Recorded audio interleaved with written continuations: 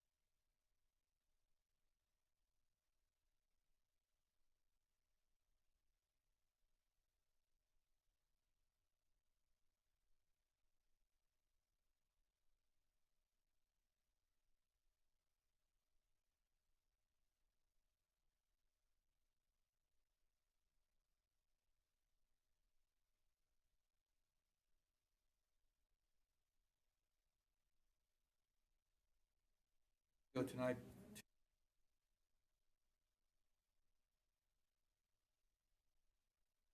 That's our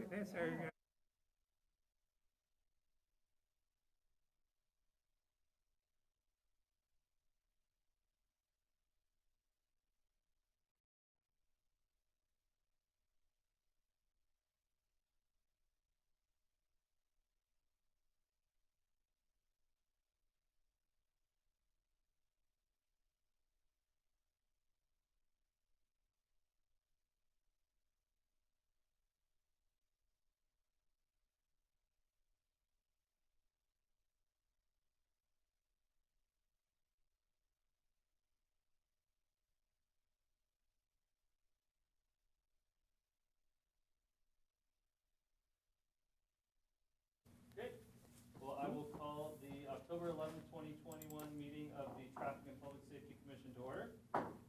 Last time we're being called the Traffic and Public Safety Commission, by the way.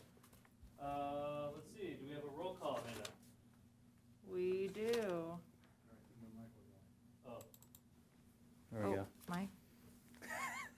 Chair Brian Grover. Present. Commissioner Robert Prendergast is absent. Commissioner Glenn Johnson. present. Commissioner Patricia Trouth. Present. Commissioner Michael von Neumann is absent. Commissioner Mary Lou Schultz is absent. And Commissioner June Hansberger. Present. All right, thank you. Could we all stand for the Pledge of Allegiance, or whatever we used to do? I don't remember. Ready, begin. I pledge allegiance to the flag of the United States of America and to the republic for which it stands, one nation, under God, indivisible, with liberty and justice for all. Okay, oral communications. Amanda, do we have speakers tonight? Yes, Chair, we do. We have 3 speakers. Our first speaker is Stephen Gherkin, followed by Ross Ritter.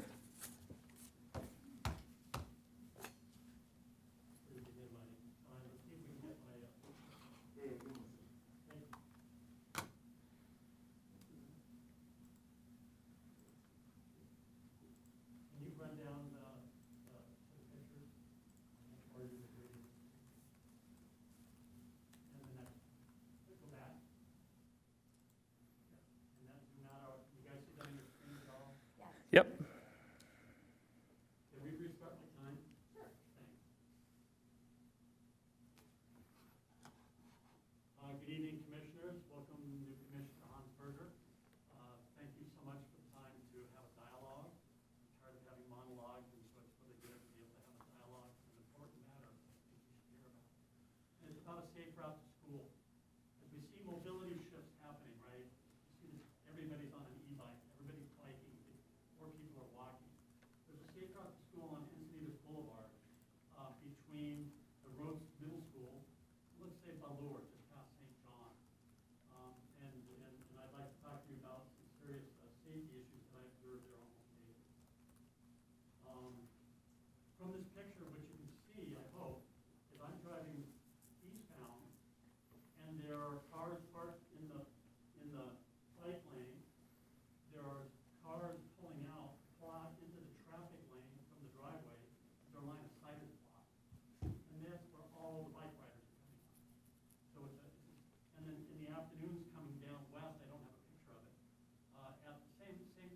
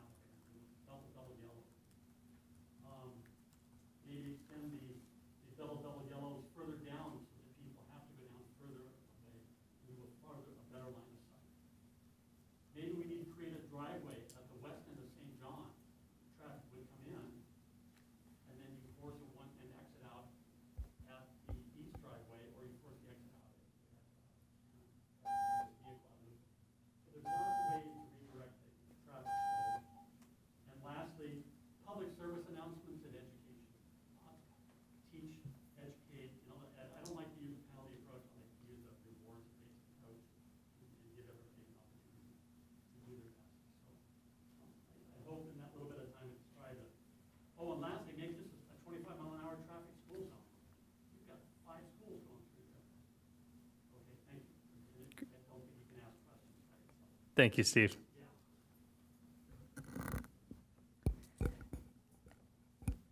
And I'm sorry, Ross, did you want to speak on the follow-up log? No, I'll speak now. Okay. Great, you can go ahead. Good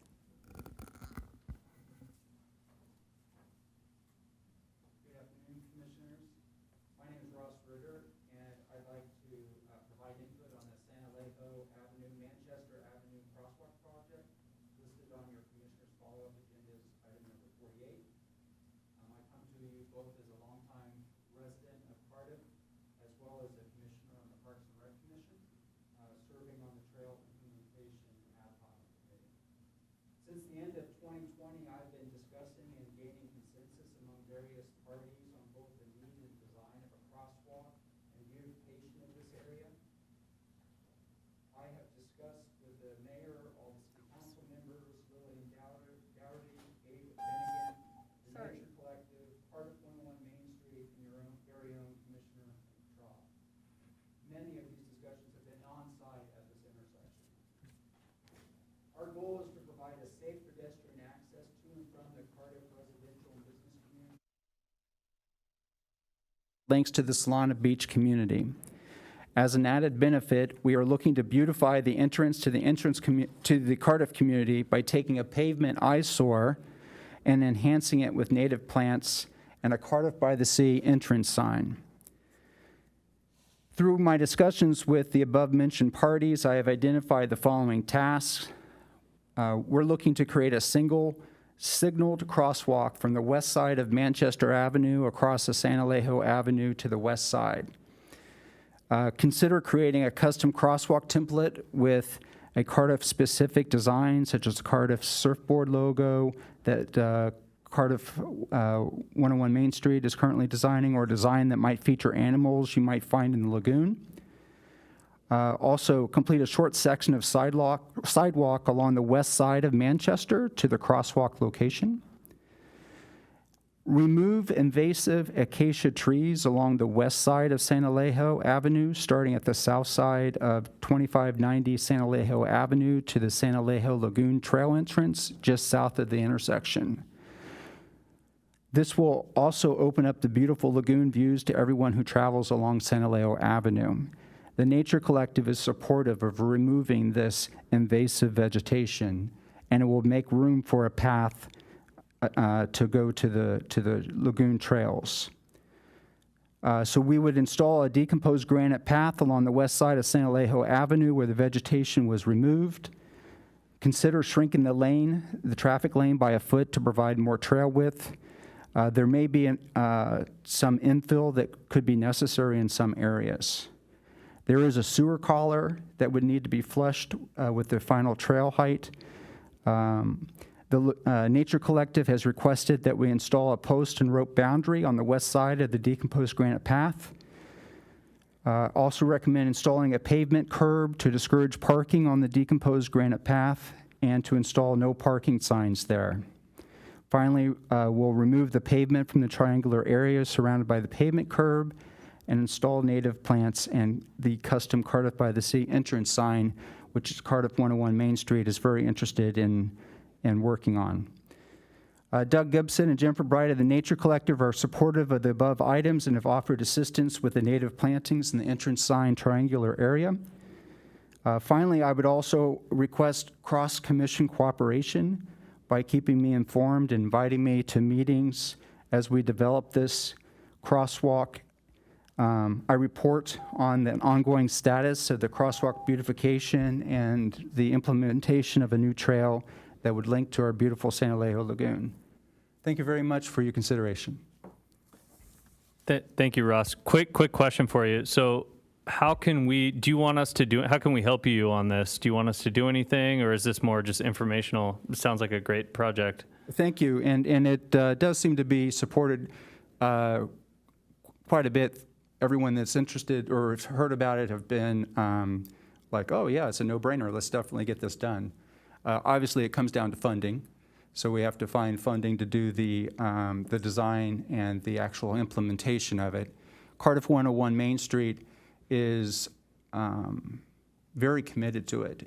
They're currently looking at grant proposals that would help us perhaps take that gray area that you see. It's on the right side of Manchester Avenue.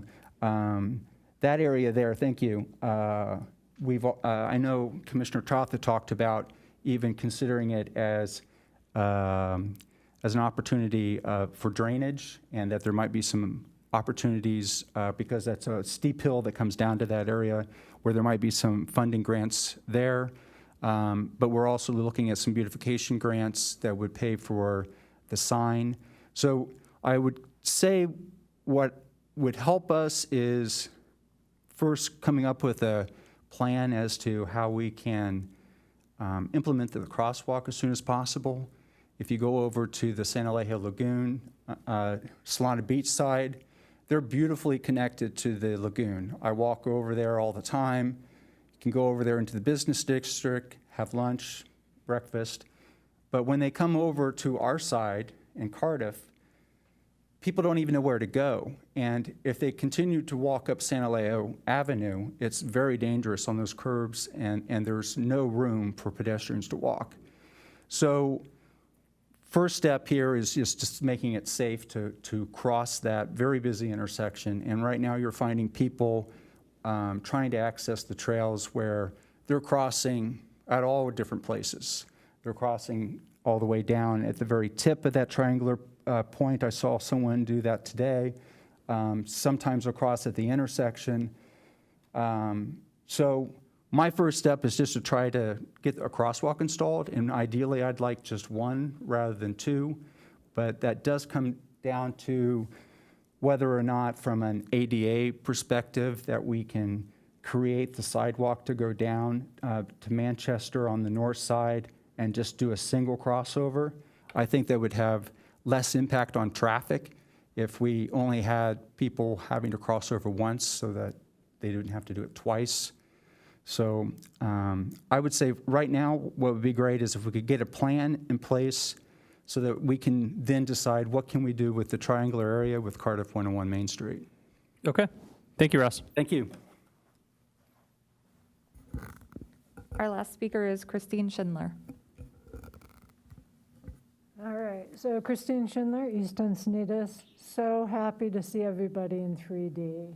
So I'm here. I wanted to mention multiple things, but it's going to be too much. So definitely very important what Steve had to share. Safe routes to school is kind of my passion point. And I just want to make you aware that we are doing education around e-bikes. Because of parents' pandemic, power e-bikes, schools are more receptive. They're letting us in. I'm interfacing with law enforcement, trying now also to interface with fire. And we're getting into middle schools, getting into the high schools, and then mostly safe routes has to do with elementary schools, and we've been doing that for a while. So I have some things for each of you, some educational things. I do it for myself. I do it as part of Encinitas Bike Walk, and then I do it as a San Diego County Bike Coalition LCI, League Cycling Instructor. So I just wanted to make you aware of that. What Ross has to say, also very important, so I support that. It's an area that's very constricted, and as far as mobility goes, it's important for it to be bike ped friendly. That area needs help bike-wise too, and I've written this to Abe and others at the city, at the very least Sharrows, so that people are expecting bikes to be in the middle of the lane. But what I wanted to talk about is the fact that COVID's been here, it's been 18 months, oh my gosh. Telecommuting moved forward, but now with the city and some others, it seems to be drifting back. I could multitask at home and still go to these meetings, but now that, there's not a hybrid. So I'm going to be writing to council to see if we can have some sort of hybrid option. So just wanted to let you know that, because the gains we've had with VMT and with community connections, I think we're kind of going backwards, but you don't have anything to do with that. I just wanted to say that. Welcome. I appreciate you seeing you, Patricia. June, welcome. I'm going to miss Marty Benson and his quirky perspective. And then I wanted to ask for an agenda item having to do with El Camino Real west toward Manchester, Manchester to I-5. We're getting these great improvements with NCC Build. Caltrans is putting in bike and ped access, better east-west connections. It's going to be, it's going to be better for the cars. But I want to see improvements happening, paint on the pavement improvements happening on that section. I'm a broken record. Abe's heard this before. I'm just wanting to get it, if it's needed, to actually put it on the agenda for this commission so that we can move progress forward and do some good paint on the pavement improvements. Thank you. Great. Thank you, Christine. That new buzzer's a little more harsh than the old one, huh? It's like, get out of there. And just a message, we kind of do this every meeting, but just so that you guys know, at the end of our agenda is when we discuss the oral comment. So we don't ignore the things that the three of you just said. We just discuss it after our action items. So if you want to hang out and, watch how we discuss those, you can, or watch the tape or something, but just want to let you know we're not just ignoring you. So thank you. Let's see, next up we have special presentations, proclamations, and announcements. Traffic and Public Safety Commission Subcommittee updates. Commissioner Johnson, that's you on the Mobility Element Subcommittee, correct? Right. As far as the mobility element, okay, as far as the mobility element, we have not done much this month. The contractor has collected a whole bunch of data in the past month and is now churning this. Presumably, according to his schedule, he has the routes mapped out. Now he's trying to generate the appropriate traffic data for his traffic model. We have asked to have a representative of that contractor come and speak to us. He couldn't, he was not available this month, but we have a kind of a commitment from advanced planning for either November or December. We may have someone from that contractor. And that's all we have at the moment. Okay. Thank you. Abe, do we have any other subcommittees? I can't recall. I think we loosely were forming one on the e-bike stuff, but we never really did. Yeah, do we have any other subcommittees? No, it was just the e-bike and this one. Okay. As you mentioned, the e-bike, once Park and Rec started that education program, and we released something on the website to kind of clarify, and then we contacted Sheriff's Office, and they're trying to figure out a proper way of enforcement. So we are working on it, but there's no action really on the e-bike committee side. Great. Okay. Thank you. So next we have the city traffic engineer updates on safety and mobility projects citywide. Take it away, Abe. Thank you, Chair. I guess with the video live feed that we have right now, we don't need to introduce ourselves anymore. We used to, because it was audio every time we took on the microphone. We used to just mention our names and our positions. My standard monthly updates, the development project citywide. We have a new associate engineer on board. I don't think he has come here, but he started just a few weeks ago. He hasn't been fully trained on what the commission asked for before, and I kind of told him what you guys needed, but he was not able to prepare the summary sheet that he used to get for the development project citywide. I promise from next month you'll have that sheet included in the agenda package so that the commissioners are aware of the projects that are ongoing with the city, development projects. Number 2, Olympus Park's traffic modifications. As you recall, with the new park that went in, there was a lot of activity around the neighborhood and on Olympus itself and on Piraeus. So we made some minor modifications. We did some red curbing to kind of clarify where people can park and where people can't.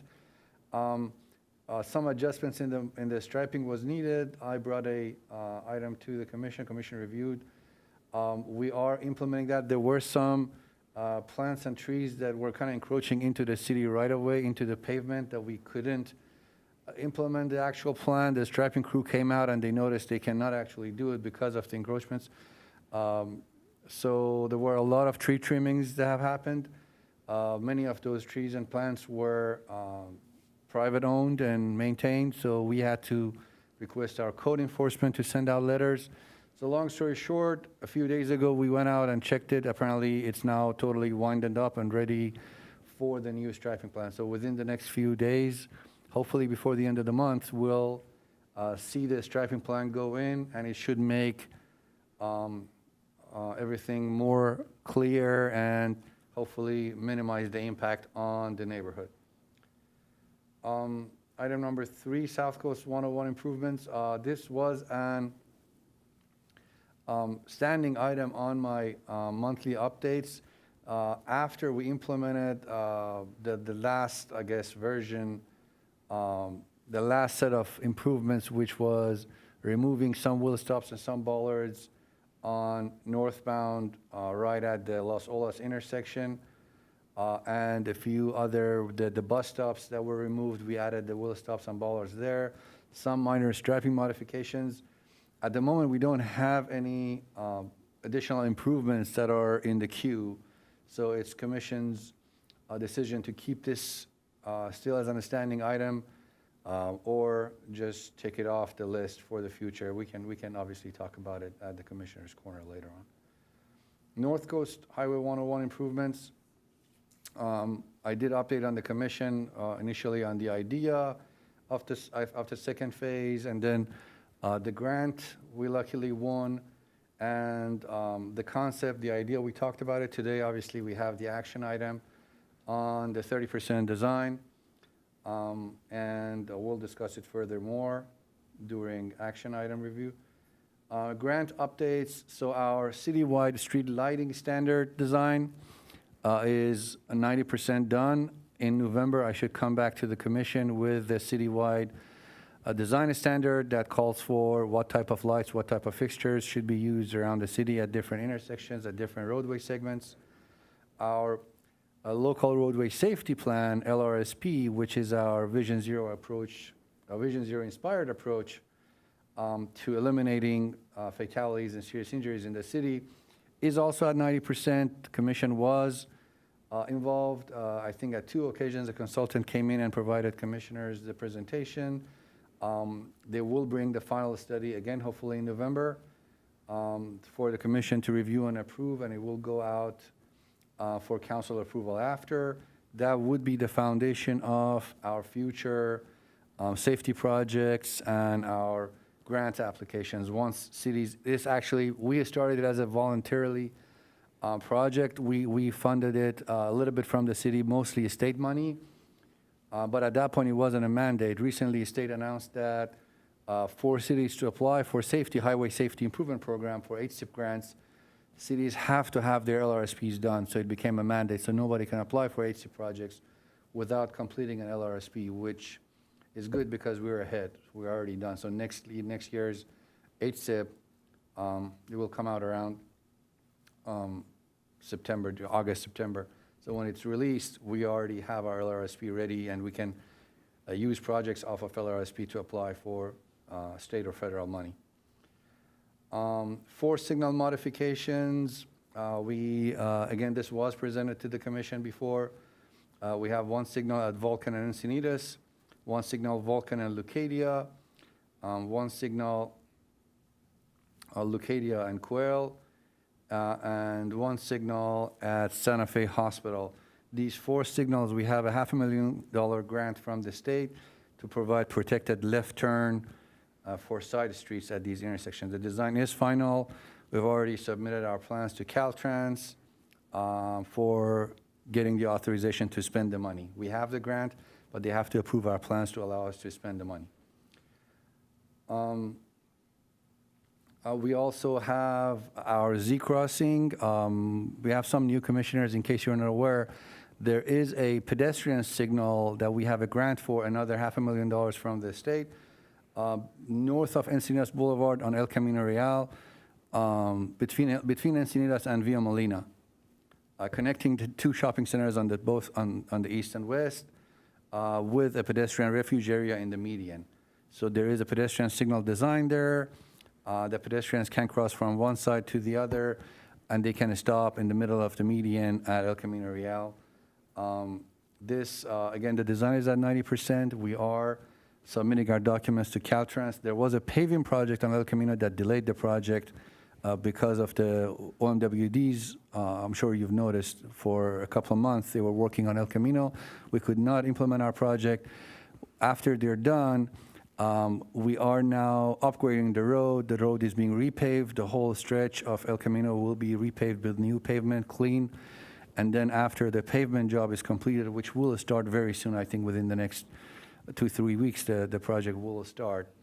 After the paving project is completed, we'll start with our own traffic signal construction. Those are my grant update. And Chair, we need to have a vice chair. I'm not sure if we want to do it today with the members that we have today, or we want to have a full 6-commissioner meeting to do so. That's your call, obviously. But I added it in the agenda in case you want to do it.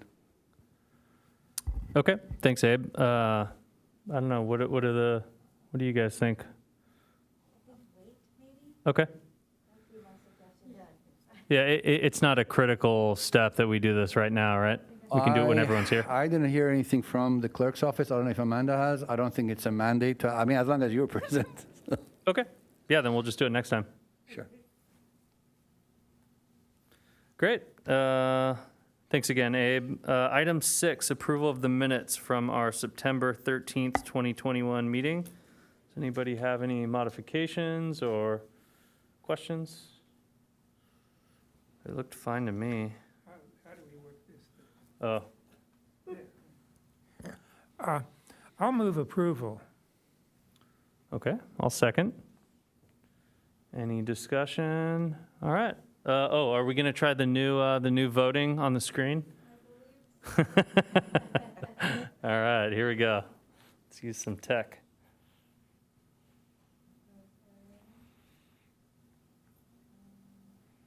Do we have to hit that agenda voting button, maybe? I'm not going to touch anything unless you tell me to.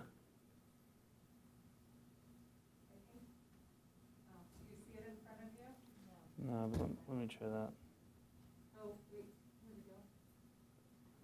Oh, okay, so you guys just need to hit the agenda voting button and then it'll go to the screen.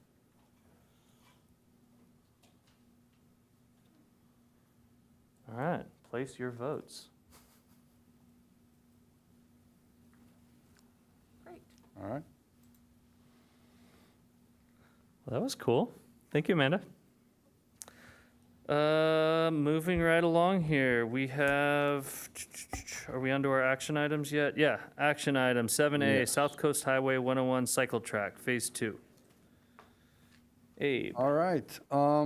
Well, we have talked about this before at our previous commission meetings. A short background for our new commissioners.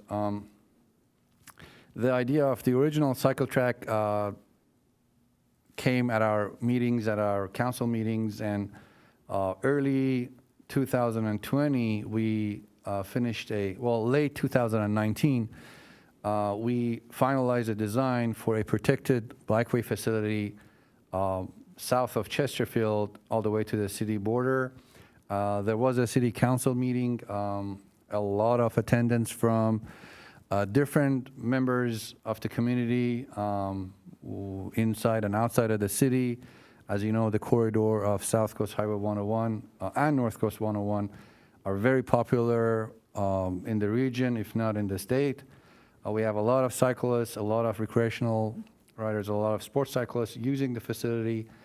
There were a lot of discussions. I'm not 100% confident about the actual date of the commission, of the city council meeting, but if you like to listen to it about the discussions, then you can contact Amanda. She can provide you the date, and the video is available for you to watch and listen to the comments.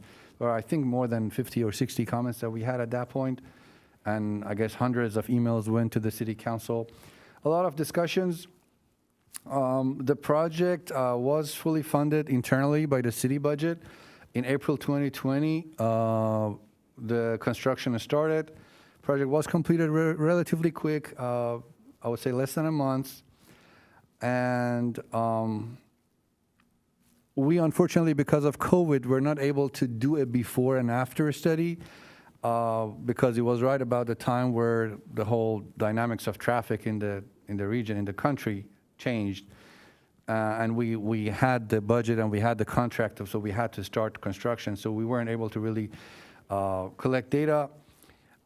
After project, there were several rounds of tweaks and modifications. We listened to public, we listened to users, various groups, many residents for it, many residents, many users against it. A lot of comments, again, very similar to the previous ones that we had at the commission meetings and at the council meetings before that. Not much really new post-implementation. Nothing really happened that seriously changed the way we thought the project would work, would operate. There were some lessons learned, obviously. The project was considered successful by the city council and our elected officials, and even our traffic commissioners in general considered the project successful. It met its goal of attracting a lot of bicyclists who would ride a bike, but not on our city roads. They would ride a bike in their neighborhood, probably in city parks, but many youngsters, many kids, many families would bring their bikes. So we could see new members of the community, new residents using the facility. And that was considered the success of the project by our council members, by our management. Because of that, we were encouraged to pursue opportunities to extend this project further north toward downtown. We created a concept, no design, just the concept of creating a protected facility, and applied for a state grant. Last year, we were able to secure $720,000 in competing with other regions, other cities of the state. We were able to secure $722,000 for the phase 2. Caltrans approved a protected facility for, the title of the project was a protected facility. Obviously, there was no detailed design. We provided the pros and cons and the potential benefits of such project, and they reviewed and dedicated this much to the city. Our match is just 10%, 72,000 is our match, the rest is the state money. We tried to incorporate the original concepts that we had before, a protected facility with physical barriers along the corridor. And the good thing about this stretch north of Chesterfield, between Chesterfield and Swami's, the good thing about this stretch was we had way more width. We had more capacity on the cross section to provide different options to our users. When I go through the plan, you'll see what the advantages of this phase over the previous phase is. We had the luxury of being able to accommodate for our pedestrians, for our sports cyclists, and for our I guess non-sports cyclist users for recreational cycling, or I guess people who, like myself, are not really avid cyclists who can ride, I don't know, 15 mile plus. This project, if approved by the commission and approved by the city council, we will have to submit our plans to Caltrans early next year or later this year, depending on the timing of it. And then we can start construction, I would say about April, May of next year, hopefully, if everything goes as planned. With that said, I can show you the plan, and then we can talk about this after.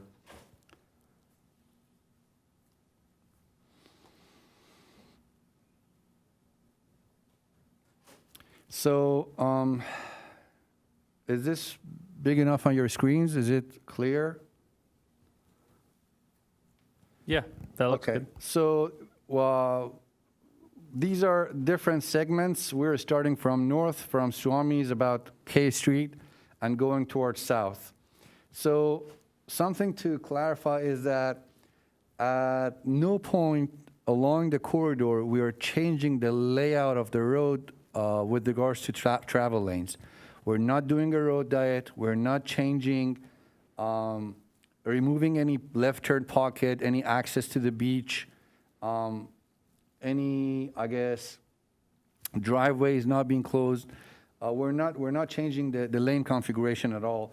The center line of the lanes are being changed, but we're not really affecting the capacity of the roadway in any way. What is changing, as said, is the center line. We're shifting a lot of lanes around. We're narrowing down the lanes, and we're adding new facilities. So the majority of the new stuff, new facilities you see on the plan, the width was already there. It was just the lanes were too wide, and it wasn't efficiently used. The width that we had was not efficiently used. So as you can see, right at Swami's, we're starting from K and kind of shifting the lanes a little bit toward east, going more toward the center, and coming down here, going toward the Swami's parking lot access.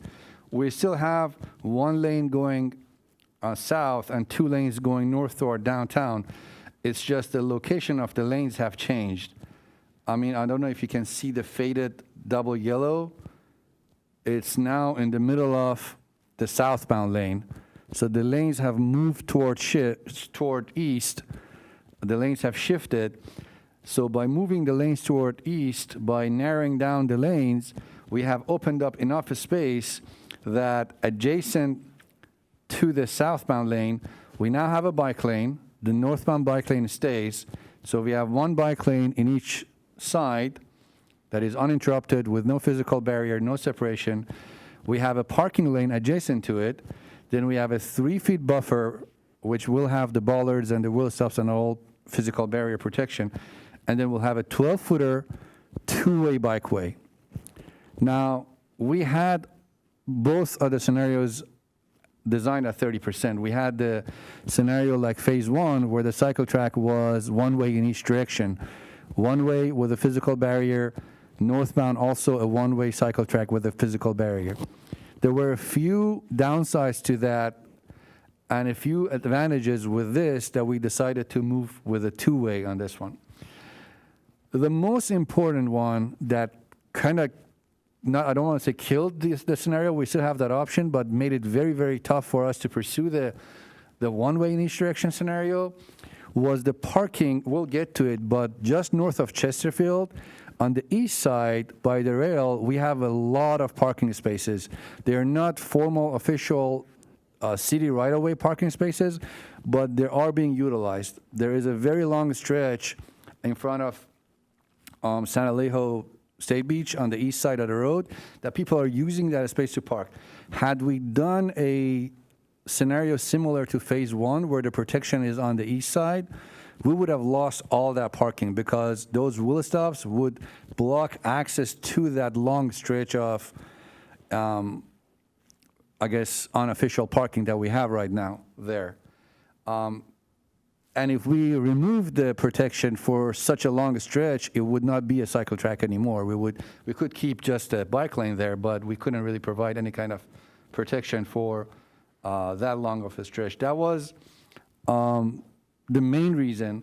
The second reason that we thought this scenario would be better, when we were designing phase 1, we knew that the possibility of making a U-turn on the cycle track for the cyclists, for recreational, for somebody who's riding with their own, well, like with their 80-year-old kid, they might not be able to go all the way into Solana Beach and find an intersection to make a U and come back to use our northbound cycle track.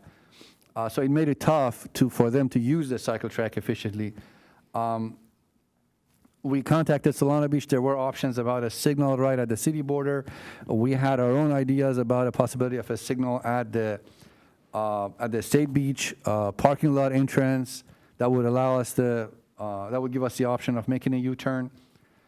That obviously is nowhere close to even being designed or funded for that matter. But the two-way cycle track obviously gives us the option of, at any point, if somebody wants to make a U and go back, they can. We couldn't do this obviously on phase one because we need to have a signal. When you have a two-way cycle track, you need to have some sort of a active intersection control at the end so that when the two-way ends, the cyclists who are going the opposite direction can go to the other side. Because of the fact that for phase one, our project ended at the city border with no active control, we could not take a two-way there because then at that point, the northbound cyclists, there was no way for them to get there into the two-way.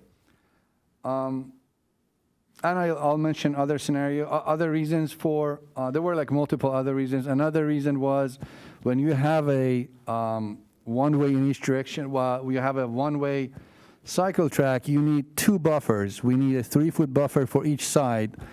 For each side, you need buffer to put the wheel stops and bollards. Cost of the extra bollards and wheel stops aside, that is obviously important. For a two-way scenario, you only need one buffer, so you save 3 to 4 to 5 feet, depending on the width of the buffer, because you only need one buffer.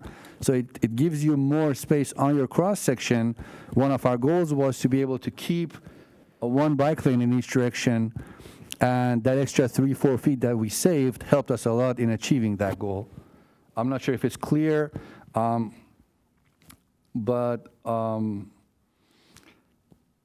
to summarize, to clarify, on the phase one of the cycle track, for let's say for northbound, we had a 6-footer protected facility with a 3-footer buffer, and let's say for southbound, we had the same. We had a 6-footer southbound and a 3-footer buffer. We merged the two 6s together and became 112, but we only need one 3-footer buffer for the two-way cycle track. So we saved 3 feet that we could use toward other elements of the cross section. And I said there were other reasons, but these were the major reasons that we decided to go for a two-way cycle track. And getting to Swami's parking lot entrance, again, a two-way cycle track, a parking facility, a parallel parking similar to what we have out there, a bike lane. Again, the lane configuration is not changing. We still have a left turn pocket onto Swami's parking lot. Northbound lane remains as is. We go toward further south where the guardrail is to start. The road narrows down. Here, we kind of narrowed down our buffer to 2.5. The cycle track remains at 12. And again, the good thing is we narrowed down our lanes to 10, but we were able to keep our bike lanes at 6 all along the narrower segments. So this allows our sports cyclists who don't like to ride in a, I guess, restricted space within the bollards and the between the guardrail and the bollards, they'll have both the northbound and southbound bike lane that is uninterrupted. And the narrower lanes obviously slows down the vehicles too. That would make their ride safer. Going further south, getting close to San Allejo State Beach, the two-way, I'm not going to mention this again, the two-way cycle track, the majority of the corridor is 12 feet wide, which is a pretty wide two-way cycle track. If we have a pedestrian, the minimum state allowed two-way is 8, 10 is preferred, but we went above and beyond. The majority of the corridor, we have 12. In some segments, we have a 10-footer two-way cycle track, but the majority, we have 12. There is a 3-foot buffer. So this is almost constant all along the corridor. One major advantage, and I personally, this is my favorite piece of the project, is we were able to, by narrowing down the lanes while still keeping bike lanes in each direction, we had enough room by the San Allejo State Beach to create diagonal parking. by creating diagonal parking at 45 degree, our preliminary calculations show we can save around, well, not save, we can add around 50 extra parking spaces by the state beach. And this 50 is not your ordinary diagonal, 45-degree diagonal parking. Because we knew that this is a very active area, we knew there will be like people with their surfboards, people with their, I don't know, food, with their ice boxes, with a lot of stuff that they carry with them, that a narrow parking space, a diagonal, this is not like downtown parking.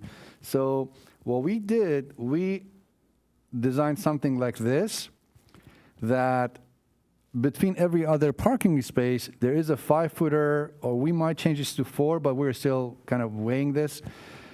We create I guess, a no man's land area that nobody can park on, but this can be used by cars that park on its sides to, if they have kids with them in the car, if they have something that they have to take out of the car, they can use this space, and they don't need to go behind the car or into the buffer or into the cycle track and block either the bike lane behind the car or block the cycle track in front of the car.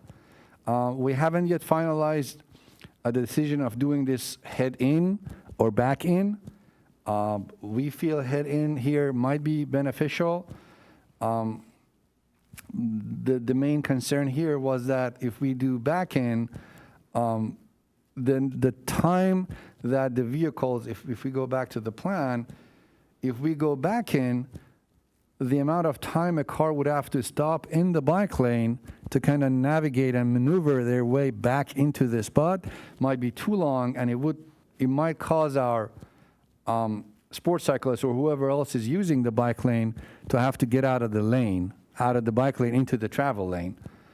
The head-in parking usually happens way faster, and getting out is also fast. Usually you just drive out and then quickly get into the lane and leave. The back-in parking we thought might be a disadvantage for the bike lane here, for the southbound bike lane. Something else that we added is 18 feet was what we needed for a diagonal parking for a 45 degree. We added a 2-foot buffer behind them so that our southbound bike lane is not immediately behind the parked cars. Now, that being said, the 18 feet that we have here is way more than enough that we have in downtown. Like in downtown, our diagonal parking is only like 14 or 15 feet. So this is a wide, I mean, it's not wider than every car you have. Like if you have an F-150, it would probably block the whole 18 feet. But the majority of cars that we have on the market right now, they will not occupy the whole 18 feet of depth that we have here. So chances are, most of the cars that we have here, they'll be 2 feet or 3 feet behind the rear bumper to the edge of the diagonal parking area. And behind that, there is another 2 feet that is cross-hatched, that the whole purpose of that is if a car is trying to back out, our sports cyclists in the southbound will see a car coming out. It won't immediately come out and hit them if they're right behind the parked car. So there is around a 4 or 5 feet of empty space behind the parked cars.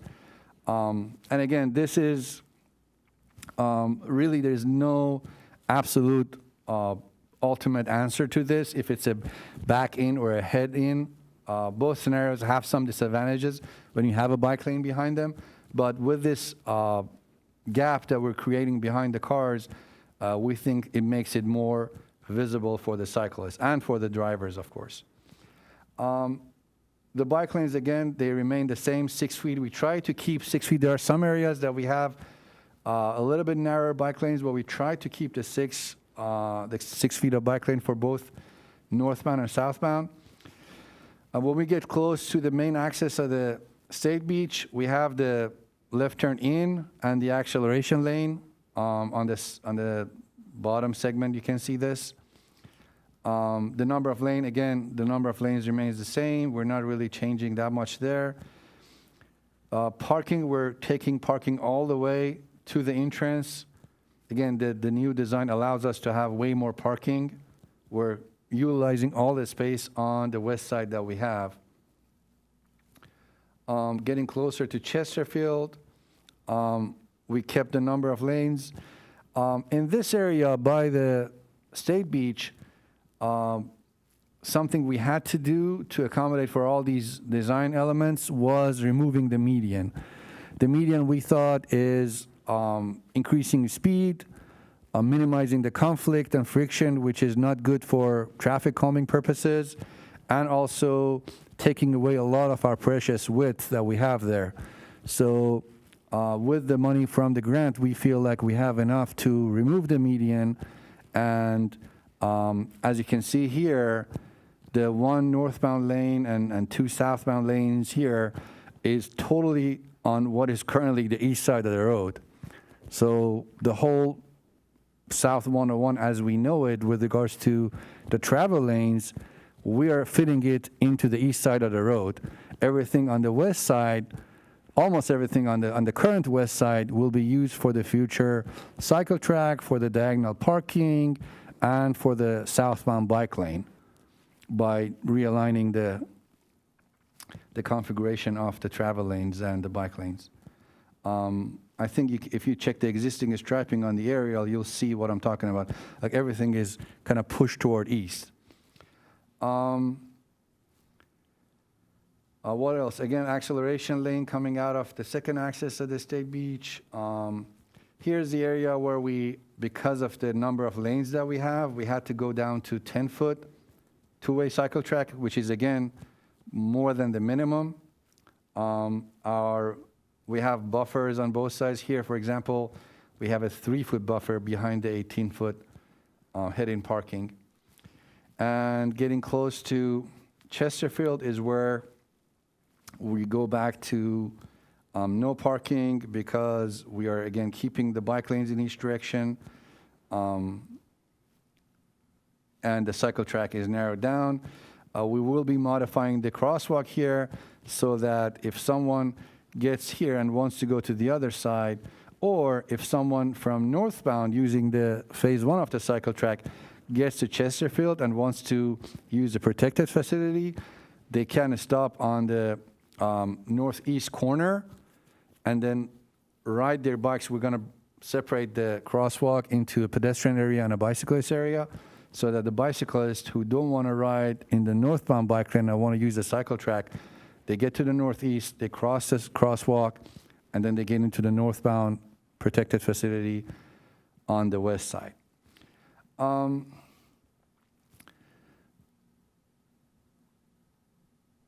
Obviously, we'll have, again, additional signage, additional informational custom signs made to clarify, add the signals. We'll have to modify and tweak our signals to accommodate for all this activity that will be happening at this crosswalk. All the driveways will implement paint, will implement signage to clarify the two-way operation. Many drivers at these driveways might not expect to see a opposite direction biker crossing the driveway, so they might not be looking. So there are a lot of different elements that need to be addressed on the 60% and 90% design. But the idea and the concept is this, which because of the timing of it, we thought this would be enough for the commission to review and provide us their input because we have to go to council. As said, the fact that it is a state-funded project, we have to take it to council for their vote before we're able to ask for the construction money.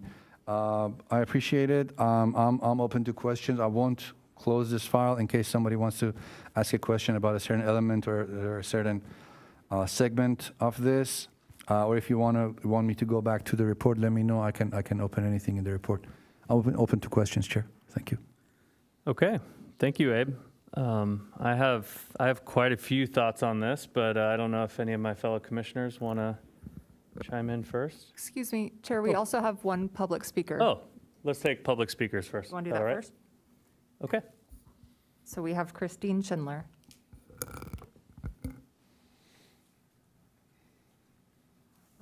Thank you. First, I want to acknowledge Abe. He did reach out to Encinitas Bike Walk so that we had a chance to see this plan. So he has been very good about that, reaching out and wanting to get our input. So thank you, Abe.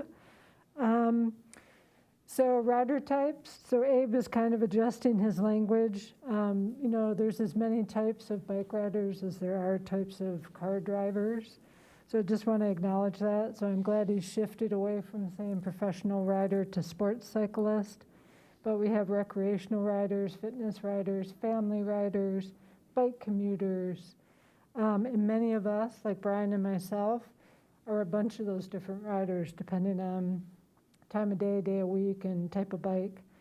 So I think it's important to consider all users. So Abe is doing that, and that's important as well. I did some observation on Cardiff South 101, which I thought was curious. So if you hang out at Kai's, it gives you a bird's eye view to that roadway change. And I don't think it's anything that's like earth-shattering, but essentially users going north to south, if you have more speed, you are likely to choose to be in the Cheryl lane. However, not all of our bicyclists use that lane appropriately, but they're not wanting to commingle. And then a lot of the other riders, and I've seen an uptick in riders and more variety of riders, choose to go in the one-way cycle track. There's been a lot of concern, and I think the main difference between that project and this project is in that project we took away a bike lane and converted that space into the cycle track. This project's going to be so much better in that it's maintaining a bike lane and then adding to with this two-way cycle track. So I'm real happy about the project. I think it's incredible that we got this amount of HSIP funding, and that the city's hopefully going to match it, and the project will go forward. I think it's a great asset for our community. Encinitas Bike Walk under Brian as co-chair for years tried to get things to happen on this section, so I think we're all collectively just very happy for improvements that will make it better for all road users. So I definitely support it and look forward to it going to council, and we'll make sure that I support it there as well. Thank you. Great. Thank you, Christine. I just noticed this. Did you guys notice this change where the room now has sliding doors back there? Sorry. Okay. If you guys don't mind, I have some comments on this, or did anybody else want to go first? Okay. So as Christine mentioned, I think we've been talking about doing something here for the last 8 years. I remember Manjeet Ranu was the planning director, and Abe, when you started at the city, I mentioned that we've been trying to, this is, I think, the only stretch on Coast Highway in Encinitas where we don't have any bicycle infrastructure. There's tons of pedestrian infrastructure, but there's not a share lane, there's not a bike lane, there's nothing. And the lanes are like 18 feet wide on the outside. So I'm really happy to see a project coming forward. I'm so happy that you guys are doing this and that it's being developed. And that was a great presentation. I took down a lot of notes, and I want to ask you a couple questions, because one of the things, and I guess for the benefit of everyone else, I ride all different kinds of bikes. I do the, sport cycling or racing or whatever it's called on weekends, going fast. And then I also ride my bike to work, and, all different kinds, going from 12 miles an hour when I'm going to work to 25 to 30 miles an hour when you're riding with a group on weekends. So I understand all the different infrastructure. I've ridden Cardiff a bunch. I think that's a great project. I think it's great that it provides for multiple types of users, as Christine mentioned. Now here, the two-way cycle track, that's where I start to fall apart.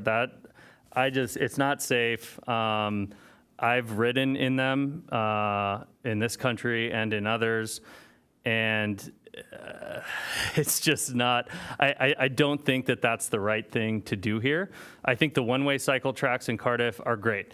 If you're a sports cyclist or like me riding on the weekends, I go in the share lane because I don't want to hit somebody. I don't want to encounter sand. I don't want to have to bob and weave and, possibly hit a bollard or a curb. It's not safe for that type of rider, but you go in the share lane and you're fine.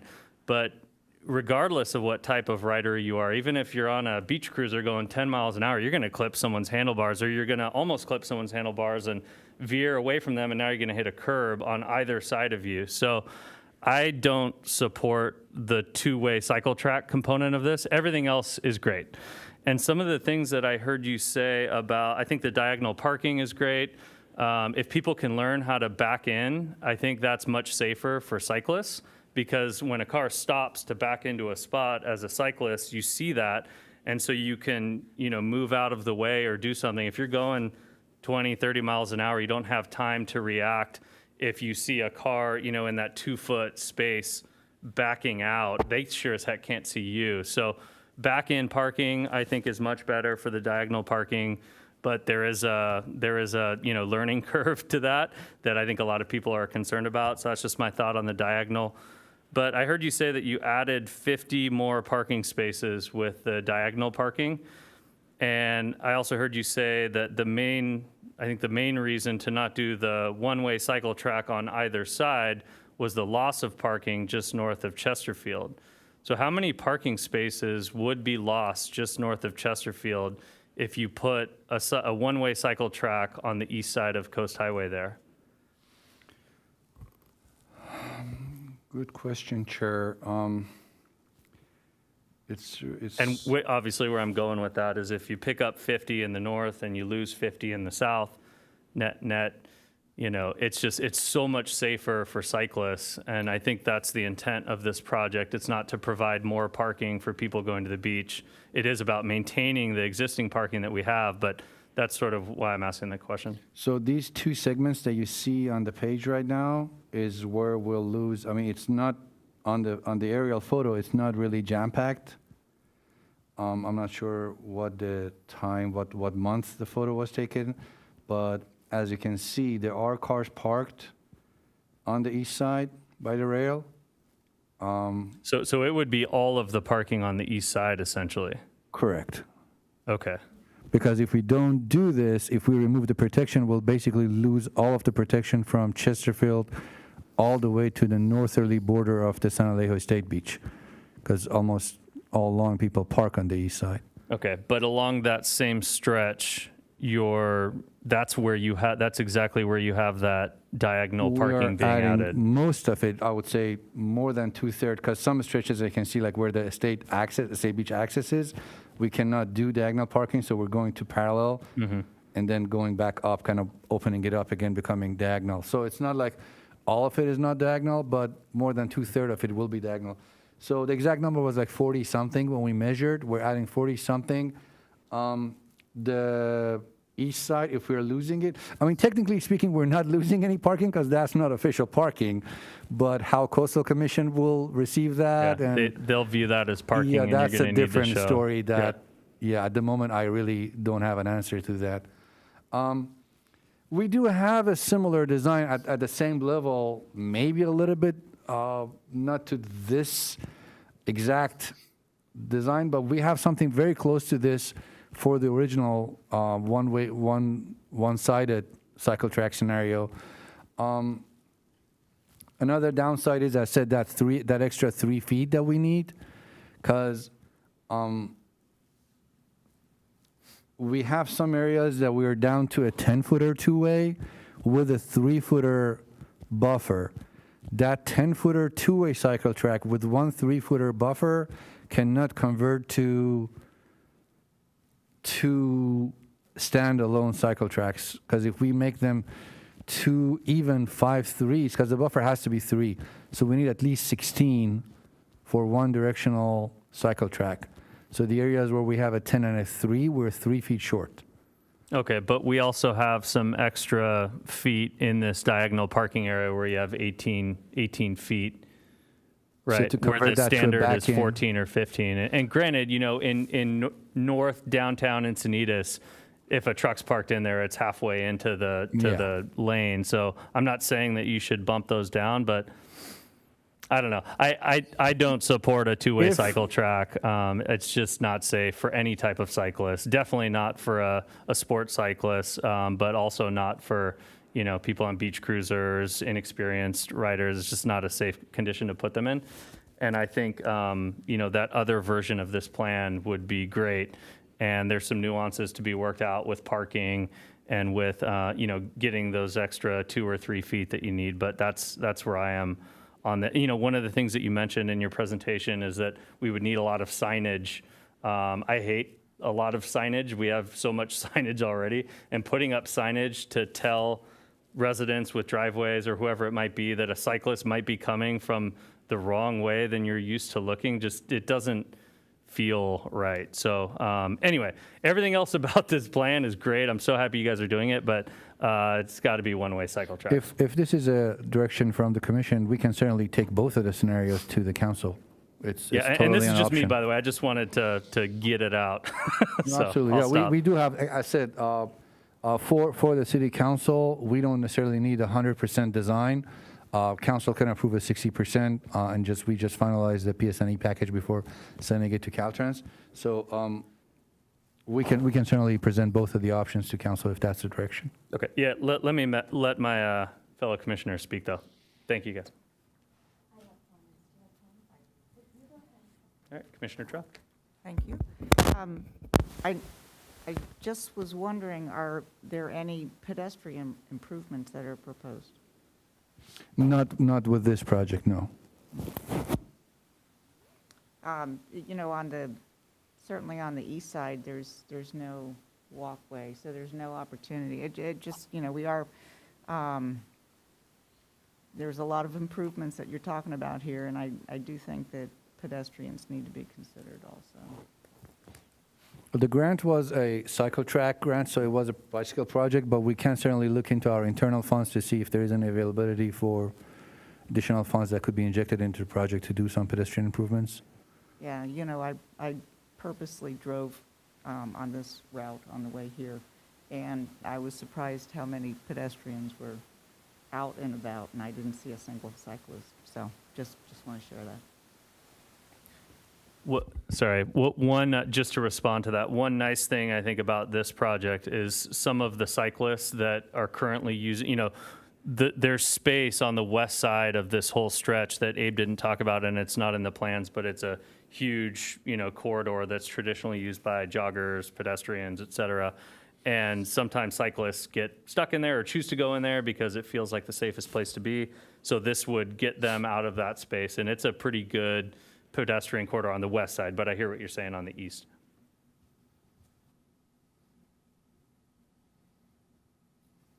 Commissioner Hansberger. Thank you, Chair. I have a few comments as well. I completely agree with our chair on that. I think the two-way cycle track is not preferable. I just think it causes accidents, and I think we've seen it up in San Clemente, and I just don't think it's something we want to put in down here. So I don't like that part of the project. I'm also just wanted to double check. We have the black asphalt with the guard railing right now, which is pedestrians, and sometimes, yes, cyclists maybe end up on there, but not often. Next to that, currently, I drove it and I run it all the time. It looks to me like there is currently a small bike lane that is already there. Am I wrong on that interpretation, or is there not already a bike lane there? Right by Swami's, it's a very complicated situation. At some point down the years, I'm not sure when, I think the purpose was to create a protected facility, but it never actually materialized. It never There is a became a line. cycle track. Yeah, so There now is we a have a line. sidewalk, and then there is a protected space that is still being used by pedestrians. I don't think right, the bikers use that. No, it's next to it. It's on the outside onto the road. There is a painted line there, and I'm pretty sure I saw like a bicycle stencil in there. So I was thinking, I just thought that you said, or somebody said there are no bike lanes in that section, and I feel like there is something there right now. Yeah, it ends just south of the last residential home. Okay. So I think the project 3 or 4 years ago, when they came in and put in those bike lanes, it drops off right after that last house. Correct. And then you go into nothing. There's a curb stop, and there's the pedestrian area, and then there's 2 lanes Okay. and parking. So Okay. yes. Well, that's a Got it. good question, and to clarify, our project is not counting on that width. That width remains for pedestrians. Yes. If we change the elevation there and make it flat with the adjacent sidewalk or not, I mean, that's not included in this project. But our project starts from the berm that's currently there and goes to the east. So Okay, so we're the not counting. sidewalk will stay that's there, okay. The sidewalk and the And the asphalt path, whatever, yeah.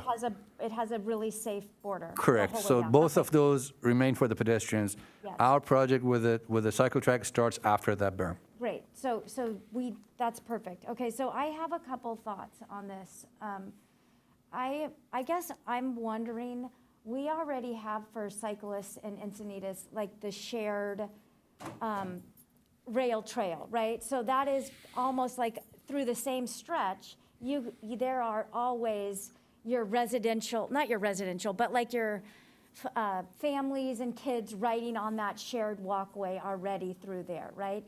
And in that section where the rail trail went through on San Allejo and Vulcan, which is, basically just on the other side of the railroad tracks, again, road cyclists are given a share-o, correct? There is not a real bike lane for your sport cyclists through there. They are in a share-o on San Allejo. And then you have your families and your rec cyclists on the path with the walkers and the joggers, all through there. And that gets you literally the same stretch, right? From Swami's to Chesterfield. So now we're talking about putting in these cycle tracks in the same exact corridor, just on the other side of the train tracks, correct? And we're trying to squeeze in all of this in this same space. And when I look at it, I just was wondering why we wouldn't just do 2 larger bike lanes. I mean, when you look at the numbers, you've got 12 feet plus 3 feet plus 2 6 feet. Why wouldn't you do 2 large, painted on the ground, green bike lanes without those bollards, but so that people could pass? So your sports cyclist could pass your mom and her son on the way to the beach.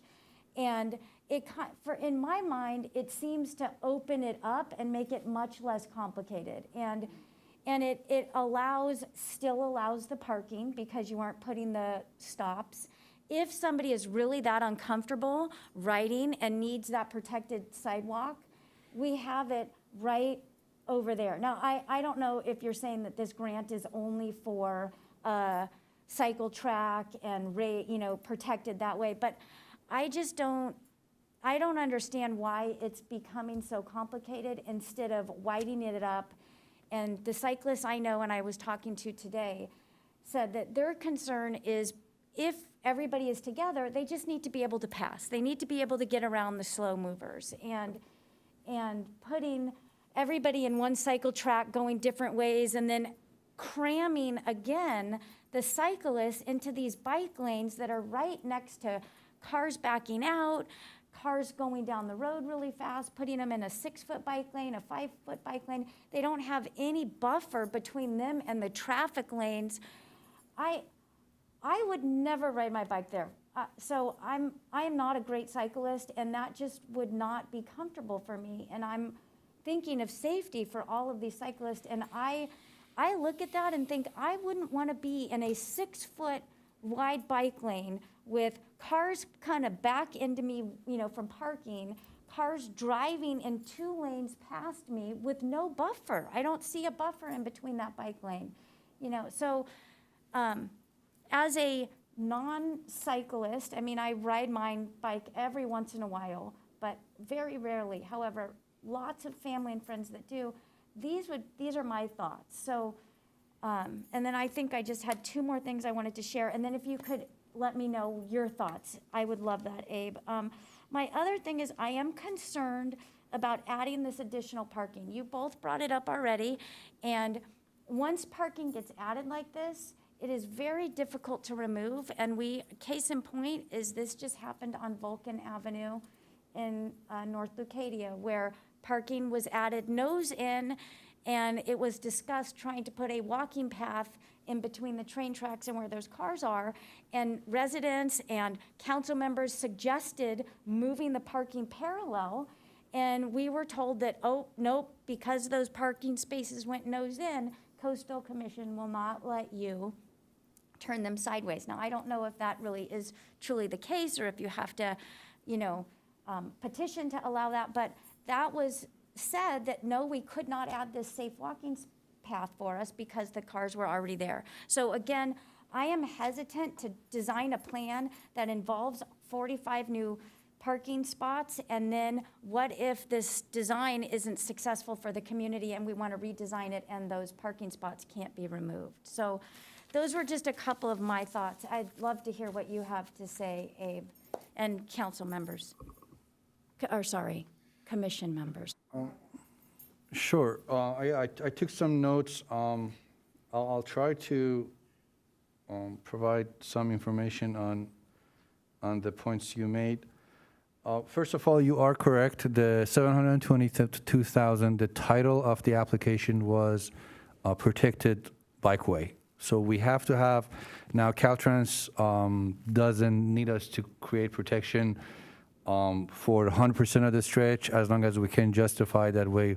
We provided protection in this area we couldn't, in this area wasn't beneficial. So it's not like we have to have protection all along the corridor, but the title of the grant is protected bikeway on Southway 101, on South Coast 101. Abe, I'm sorry, when you say protected, does that mean it has to have bollards, or does it mean it could be like a 3-foot stripe painted green? There should be vertical separation. It should be physical separation. Physical, okay, a barrier. Correct. Your second point about having wider bike lanes, it's not in any of the traffic codes. However, it's widely accepted by almost all engineers that anything above a 7-foot bikeway is not recommended. One case was, I believe, Dana Point, or another city in the area, I think OC area was, I think it was Dana Point, that there was an 8-foot bike lane, and it was a drunk driver that hit 2 ladies. However, the case that they were building was, I think in the end they didn't win, but that's what the risk managers and attorneys started to warn us against above 7 foot. Their case was the driver confused it with an actual lane. If you have a physical separation, it's easy to justify any width. But if you have anything above 7, 8 and above, it can easily be confused with a lane, because our bike lane logos are not that frequent. There are stretches of 200 feet, 300 feet that you don't have any logo on the bikeway. No matter what the color is, it's easily confused with a lane, and the car at 40, 50 mile might want to get in there and pass another car and then hit somebody. Again, it's not in any traffic code, so it's technically not wrong, but it's, I guess, widely accepted that we don't want to use unprotected bikeways wider than 7. With the benefit of protected facilities, I'm not going to go down the rabbit hole of talking about the whole opposition against our original cycle track and why the majority of our sports cyclists don't like that, especially for southbound with all the conflicts that we have over there. We've heard them. We've seen all the comments. We've read all the comments. There are unquestionable studies in the country that have proved down the past 4 or 5 years that protected facilities are safer. Now, again, I'm not rejecting any of the comments that our sports cyclists have, their concerns and their complaints about the phase 1, about the situation that we have. Obviously, no cycle track is similar to another cycle track. Cycle tracks from the city of San Diego did cycle tracks in downtown, a totally different animal compared to what we have. Our cycle track, totally different with the cycle track that Long Beach downtown has. Cycle tracks are different. The type of users that are using the sidewalks, the businesses adjacent to the cycle track. Do we have customers? Do we have beachgoers? Do we have a park adjacent to it? So the type, how a cycle track is being used really changes the advantages and disadvantages you get from your protection. But overall, almost every single study, I have not seen a single study that shows a cycle track post-implementation made it more dangerous. Now, we have our Facebook page who talks about the collisions that have happened here, the injuries. Obviously, I'm not rejecting any of those. What those are and how they happen and what they are and how they should be categorized, it's a very different story. I'm sure we'll get to it at some point. We'll talk about the different categories of those accidents and those injuries, why they happen, what they were.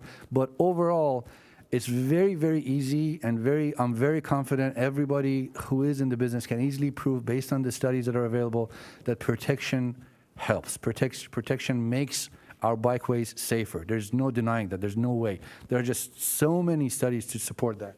So to say these conflicts should stop us from doing protected facilities, these concerns that we have should stop us from considering protection, that's not something that I like to just, because of being scared of these situations, and the fact that we're sure that these conflicts will cause some situations to happen. There's no denying that. There will be a surfer at some point crossing this one-way or two-way cycle track of ours that the surfboard might cause a situation. I'm not saying it's impossible. What I'm saying is, overall, because of all these studies that we have, and every month there is one new study coming out by FHWA, by Caltrans, by different state DOTs, they're all proving that, based on data, that cycle tracks are safer. So because of that, I think we have to find ways to tweak our design, the way Chair mentioned or the way you mentioned.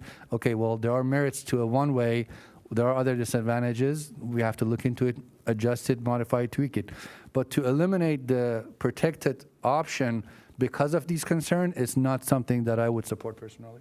But again, this is something the commission can vote on, can say, hey, council, we reviewed both of the options that Abe mentioned. We don't like any of them. We like the as is, just make it wider. That's totally an option that the commission has.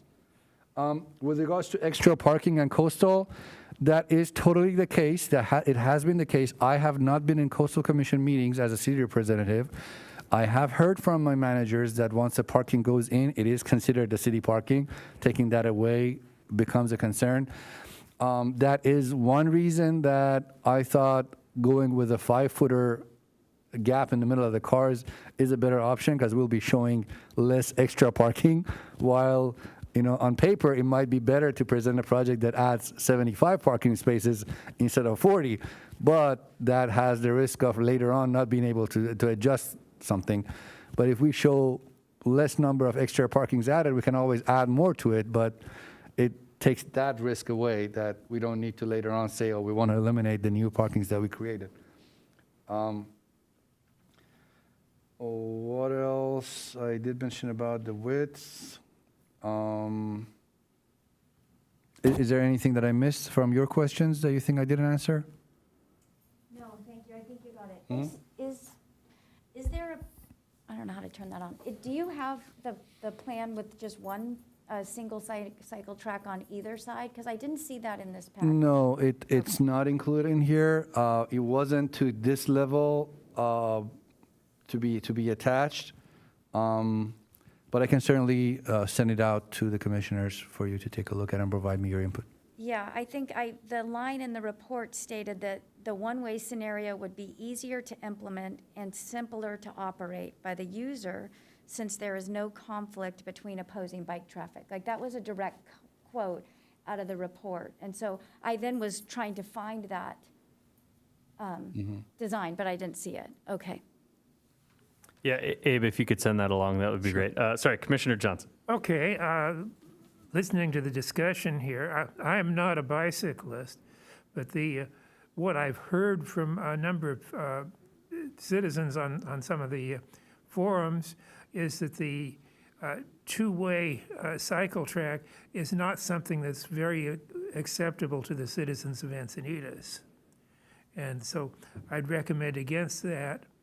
And from hearing things tonight, I'm even stronger on that. If we can make the bike lanes a little wider and protect them, and not have head-on collision between bicycles, I think that would be a better solution. Okay, thank you, Commissioner Johnson. I just have one more comment based on what Commissioner Hansberger said. It sort of got me thinking a little bit, because the original intent of this, of doing a project here, was to put bike lanes where there aren't currently bike lanes. And, you know, I think the ability to have bike lanes and a one-way cycle track adjacent to it is good, but you know, the original intent was just to put bike lanes in. So now, you know, with your comments, it just got me thinking, what's the total cost of this project, projected cost, and what's the amount of the grant? The previous phase, the phase one, cost the city around $800K, if I'm not mistaken. That one included both sides, wheel stops and bollards, and we did a full-on slurry. So assuming the length is about the same for this phase, I haven't calculated the total area of the pavement. I think it's a little bit less because, you know, the bluff area, the guardrail area, the roadway is way narrower than the first phase. I would say the total surface that we have is a little bit less. If we're doing I guess the one-way cycle track, there will not be any savings there because we'll need the same amount of wheel stops and bollards. The cost of the striping will remain the same.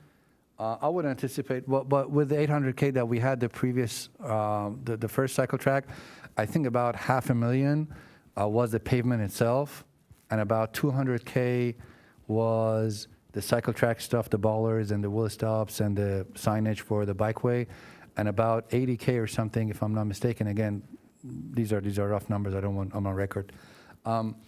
Was for the walkway that we formed by south of the bridge by the beach parking lot. So about, I think, 80K was that. Got it. Thank you. And what's the amount? What's the status of this grant? Is matching required? Is it 100% grant? What's the? It's $722,000 total grant. About $650 is state money. $72,000 is our money. So we're matching 10%. Got it. Out of the 722. Okay. Which should cover, because we originally, when we sent the grant application, we had to submit a rough estimate. At that point, obviously, costs of everything has gone up, but we think it will cover. Okay. And the reason I asked those questions, and again, thank you, Commissioner Hansberger, for your comments. You know, you do have the coastal rail trail on the east side, which is great for pedestrians, skateboarders, rollerbladers, some cyclists, and then you've got this huge pedestrian area on the west side. You know, I think, and I appreciate your comments, Abe, and this is just me personally speaking, but I think the safest cycling infrastructure in the city is the northbound bike lane on Coast Highway north of Leucadia Boulevard. I think it's 7 feet. It's got a huge buffer on it. Everybody can ride in there and everybody can pass each other, and it's great. Nobody's ever got hit in that. It doesn't have any protection. It's just a big, wide, green, safe bike lane. And again, you know, your comments kind of reminded me of that. That's where I feel safest on any bike. I do understand that other people feel safe with bollards, and I do agree that that is safer than not having anything there. But again, the original intent was just to get bike lanes here. So that's why I asked those questions. You know, if the city just painted, you know, 2 green bike lanes with buffers on them, just like North Leucadia, that might accomplish the same thing, but we'd be throwing away this free money. And I understand that, you know, the city wants to get more protected bike lanes. So I wouldn't be averse to what Commissioner Hansberger mentioned, just some big, wide, buffered bike lanes that are green. But I think this what you have here with the one-way cycle tracks would also work. So anyway, those are my comments. Yes, Commissioner Trout. So I just wanted to go on the record that I agree that, you know, having a two-way cycle track that narrow, I don't think is safe. And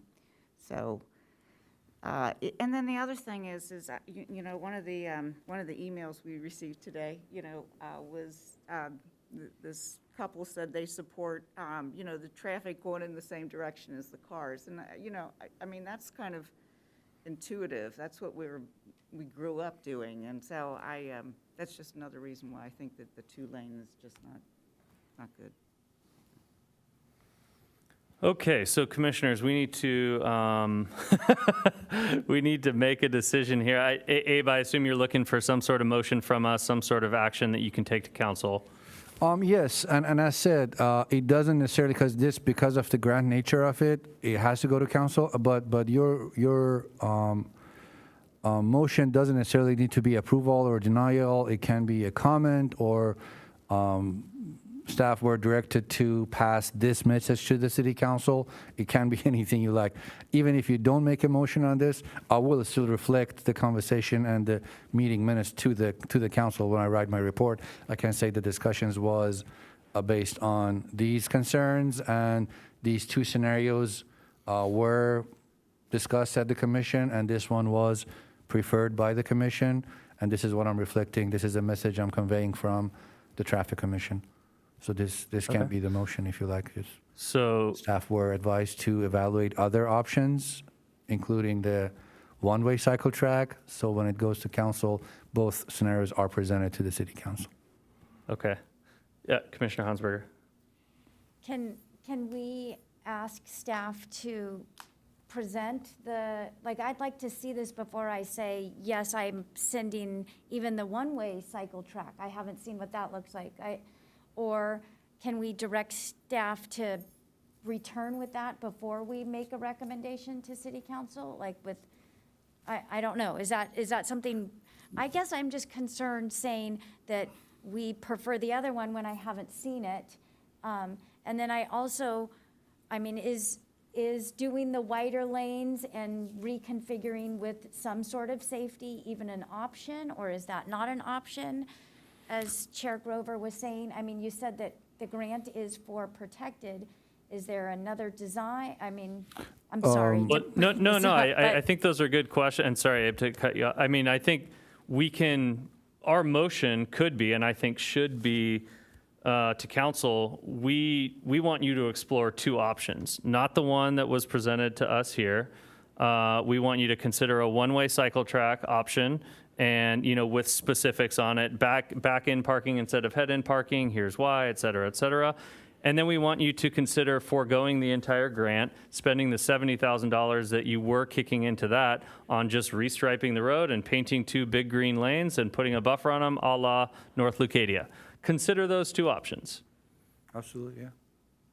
And again, if that's the direction, I don't have a clear direction from the city council to take this to council in November. In the council briefings, this project has been discussed. The I guess unofficial timeline has been that this goes to council before Christmas, and we get the go for going to Caltrans for requesting authorization. But if that's the direction I'm getting from the commission to bring this back in November, I can certainly put it on my books to bring it back, and then pass the message to the city manager's office and see what the direction is. I can do that. This can be the commission's direction. Now, if obviously council decides to override and says, no, we want to see this before the commission sees this in November, that's a different story. But the motion, as Chair mentioned, that can certainly, with or without you seeing the other scenario in November, that motion can be today's motion. That, commissioners don't support this scenario. They support the two other scenarios. One scenario, which is again in line with the grant, one-way cycle track. The second scenario, which is not in line with the grant, but we still like to see what council thinks about it, is foregoing the grant and then do a project internally. That can be the motion of the commission tonight. Yeah, and if we wanted to, we could maybe express a preference for one of those two options. I guess it's hard to express an opinion if I haven't seen either. I'm going to come back to this. Is there any way to do those bright green painted wide buffer, but still, you talked about the cost of putting slurry down to make it safer or whatever, new pavement. Is there some way to keep the grant money but dial all of this back, or is that no? Okay. I don't think so. Okay. That's all. So, thought I'd ask. Abe, what is, absent all of this, because this includes a slurry seal, this project would. So absent this, what's the schedule for this stretch of Coast Highway to get reslurried? Do you know? No. Okay. All right. Well, I guess I'll take what I said earlier and make that my motion. Not part of the motion, but just expressing, I would have a slight preference for just the basic, green North Leucadia lane, mostly because when you consider all things, not losing the parking on the east side, I surf there also. I mean, not losing all that parking on the east side, the unofficial parking would be good. It would look good in front of Coastal Commission, less signage, less, just stuff. I mean, this is a pretty pristine area of Encinitas, and I think it would be cool to leave it that way. So I personally have a slight preference for just the big green lanes, but I do think that the one-way cycle tracks would also be an improvement over what there is today, and the two-way would be dangerous. So my motion, I've got a motion on the table from 5 minutes ago. Can I offer you a second? Yeah, you can do whatever you want. Good, a second. We have to vote the new way. Any discussion before we vote? I was just going to ask Amanda if she could repeat the motion, just so we all know what it is. Amanda, would it help if I restated it? It will help. Okay. Are we denying the recommended? I don't know. Do we need to deny, or can we just? Just, I guess, rank the scenarios, maybe? Okay. We like the one that was presented by staff the least. But we like the other one that was prepared by staff, and which was one-way cycle tracks in each direction. We'd like for City Council to consider back-end diagonal parking instead of front-end diagonal parking for cyclist safety. And then we'd also like council to consider an alternative to the one-way cycle tracks in each direction, which would be the 7-foot green bicycle lane with a 3 or 4 foot buffer on it, a la North Leucadia, putting that in both directions. Not a ton of signage, not a ton of conflicts, no raised barriers, no bollards. You maintain the parking on both sides, and consider both of those. Did I mess that up? Okay. Okay. Sorry. No, I think the other commissioners followed, so. Okay, so that's the motion. We have a second from Commissioner Johnson. And then we'll do our fancy on-screen voting here. Oh, remember to hit that agenda voting button.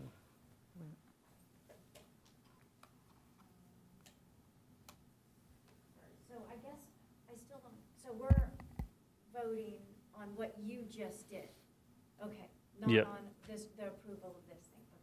Yeah, so I guess technically it would be denying the staff recommendation. Is that right, Abe?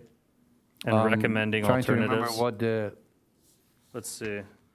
approve a staff recommendation, correct, so you're Yeah. denying, yeah. So it'd be deny staff recommendation for the two-way cycle track and recommend 2 alternatives, one of which would be one-way cycle tracks in either direction, and the other would be the wide bike lane with a buffer, a la North Leucadia.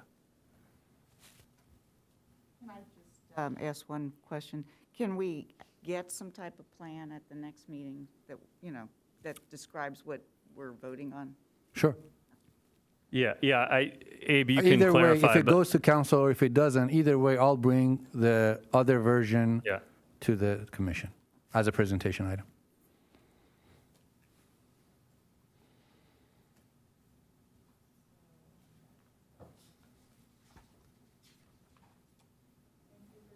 yeah, sorry, we're putting you in the hot seat with this new tech.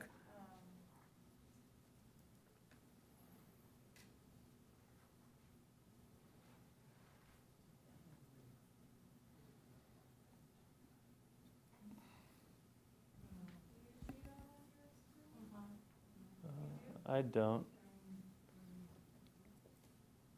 Oh, it's motion on the floor, okay.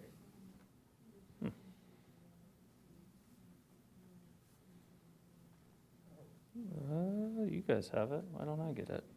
No, mine went out for a minute too. Oh, they all went out. Voting in progress. Okay, so now we probably just click that agenda voting button. And so we are voting to deny. Okay, there it is. There. Yeah, Yes, so yes. I don't get to.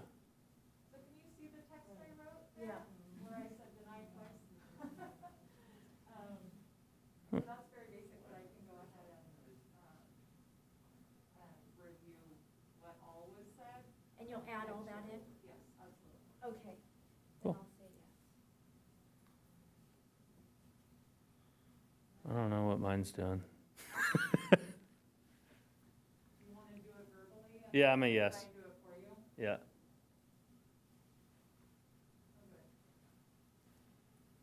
I don't think I've seen anybody vote no on their own motion.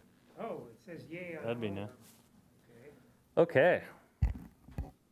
Cool. Well, thank you. Sorry, that was a long one, but we usually spend more time on fewer things, so. Let's see. Item 8, follow-up log. Yes, Chair, thank you. The monthly follow-up log, not much has changed. A few items I have updates on. The feasibility of adding new crosswalks in San Alejo is still TBD because of the whole speed limit. The possibility of a speed limit change on San Alejo, the whole prima facie.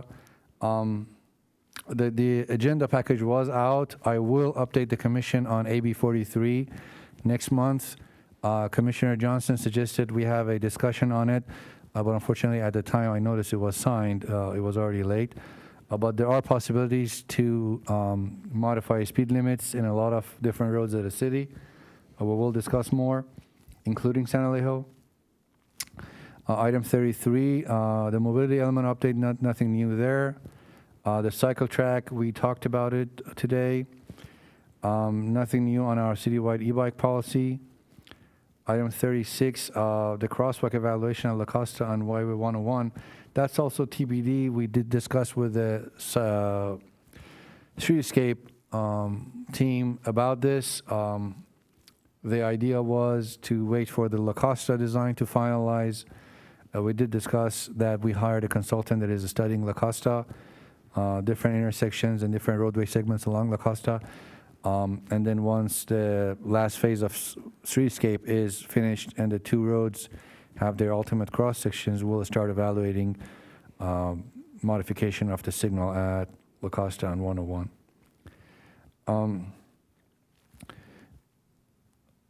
The various item 38, the various cross sections at the different intersections of the city. We did collect data. We will be presenting those to the commission in November or December. We did collect video data. We are working on counting the number of pedestrians that are using these facilities and the number of vehicles in conflict with these crossings, and then trying to prioritize and find some sort of a action plan to potentially implement raised crossings or marked crossings at these potential locations. Item 39, the Lrsp Local Roadway Safety Plan. As mentioned in my early presentation, the plan is at 90%. We should have the final package ready for commission review in November. Commission generated item evaluation of RFPs at Rancho Encinitas and Lone Jack. We haven't been able to collect data there. We've kind of stopped most of our data collections because of COVID, but I think at some point we have to start accepting the situation as the current norm, and the volumes are certainly back up. They're not to the level of mid-2020, they're not that low anymore, but they're still not to the level of 2018 or 2019. But I think it's reasonable to assume that this is the new norm. Item 44, the Neptune Avenue active transportation zone. There was an idea from the commission to evaluate blocking Neptune altogether and converting it to a pedestrian zone. I involved our risk management and our attorneys to see what our options are. It's just, yeah, there is like a lot of different things. So I'm still collecting information on that. I can't really put an ETA on this to say like when I can come back with it. Item 45, the Phase 2 cycle track, we discussed it today. Item 46, the Rancho Santa Fe corridor updates. We did present the study to the city council. There were a bunch of improvements, signing and striping improvements, some intersection modifications. Council, at that point, it was, I think, 3-4 months ago, decided to just receive the study. No action was taken with regards to implementing the improvements recommended in the report. Various reasons, mainly funding, because at that point, the budget for this year of the city was closed. Excuse me. But we are presenting our work plan to the city council, I think later this month or maybe early next month. In that work plan, there are several different projects that are currently unfunded. We'll see if the city council wants to consider those for this. Bless you. Excuse me, for this fiscal year, or they want to keep them on the list and in the queue for the next fiscal year. Item 47, the parking study for that neighborhood. We did collect data, however, we were told that this is still in a coastal zone, and coastal zone does not accept preferential parking districts anymore, basically privatizing it's right at the border, but it's still in the coastal zone. We are still analyzing, because this was a direction from commission. We will evaluate what the actual impact from non-residents is on those 4 streets, and we will bring the study back, but to decide later on to make a motion to pass this to the city council, if the study shows that a preferential parking district is warranted, that's something we'll discuss. I guess we'll cross that bridge when we get there. We first have to prove that the preferential parking district is needed.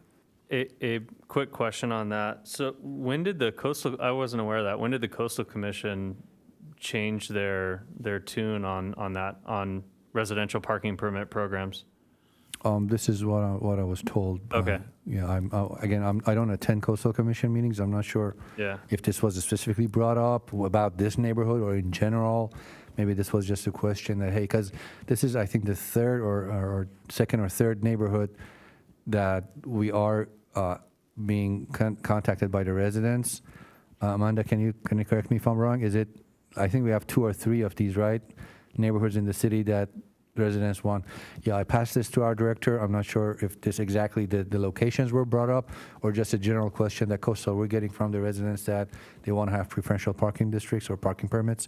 What your position is, and they said no, or it's going to be really hard for us to accept it. I don't know the answer. I was just told that they're not receptive to the idea. So but I still, again, since this was a direction from commission, I will study it and come back so at least we can have a better idea about the scope of like how bad is it? Is it like 5% outside residents using the neighborhood, or is 60%?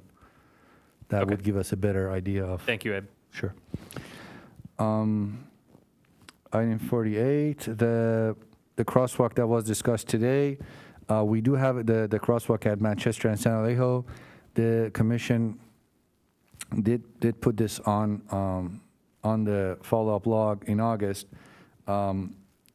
We have collected some information there. We did check our as-built about like what the geometry of the intersection is. That corner is very, very hard to improve, almost to the level of, I don't want to say impossible, but it's the Gore area. There is a big drop where what that street's name is, where San Allejo is it? Let me open the map. My mouse died on me. Side street's name I'm trying to.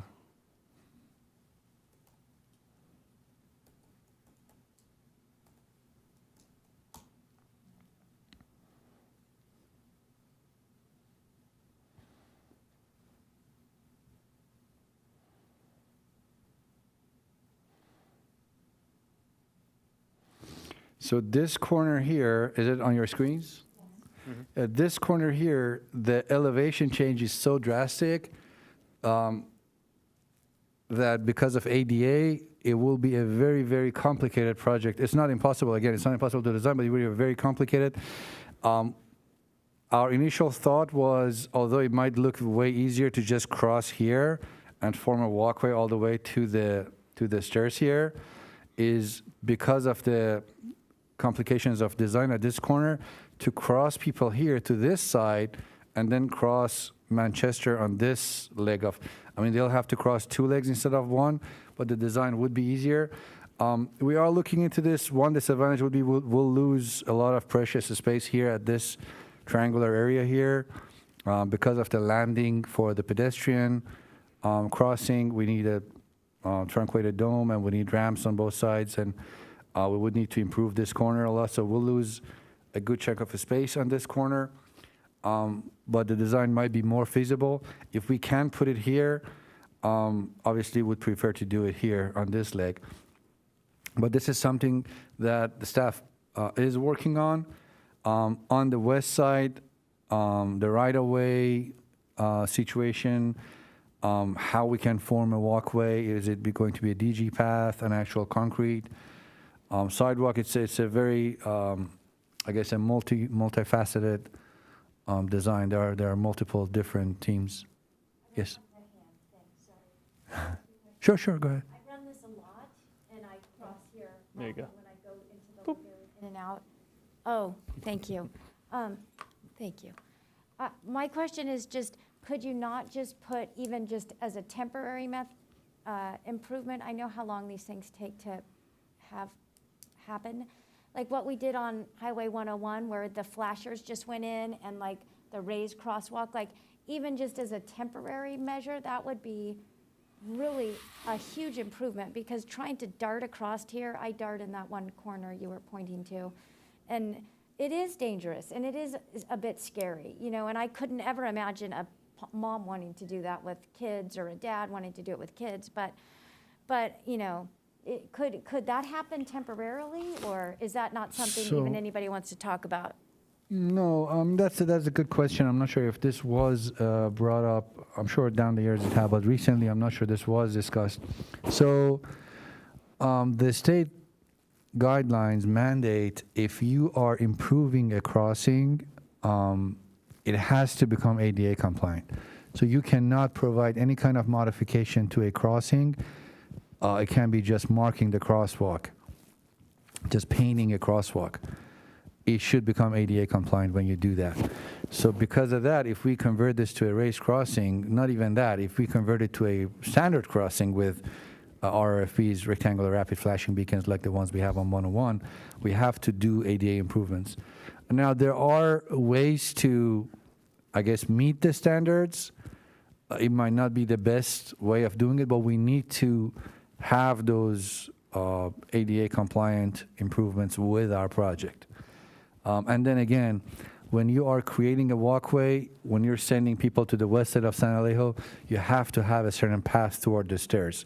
Now, do we have the right of way there? Who is responsible? Because I met with a gentleman over there. It needs improvements. It's not something that we can just build a crosswalk and say, okay, well, you're on your own, get to the stairs. It needs some work on the west side. It is in our work plan. Again, it's one of those prioritization cases. We have to see where it stands with all these other projects in town and how much council is willing to add to our budget for these type of projects. Exactly. That's why I was saying, what can you do temporarily? And then I do feel like on 101, like we did make those crosswalks that just ran right into the train tracks, which thank you very much. I totally appreciate them, because I run across the tracks, and then maybe I shouldn't say that. Again, to clarify, again, it might sound inefficient and like, I guess, I don't want to use the word silly, but I guess I can't find a better word.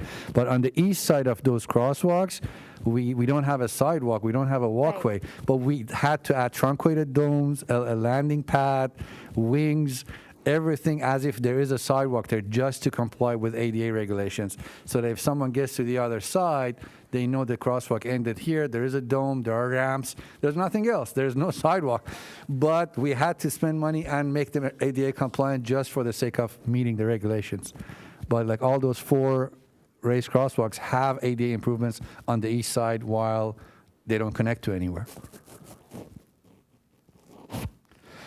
Sorry, Chair, I kind of stopped going through the log. This was, I believe, the last item on the log. If there's any other question about any different item, any other item on the log, I'll be happy to answer. Great, thank you, Abe. Commissioner Hansberger.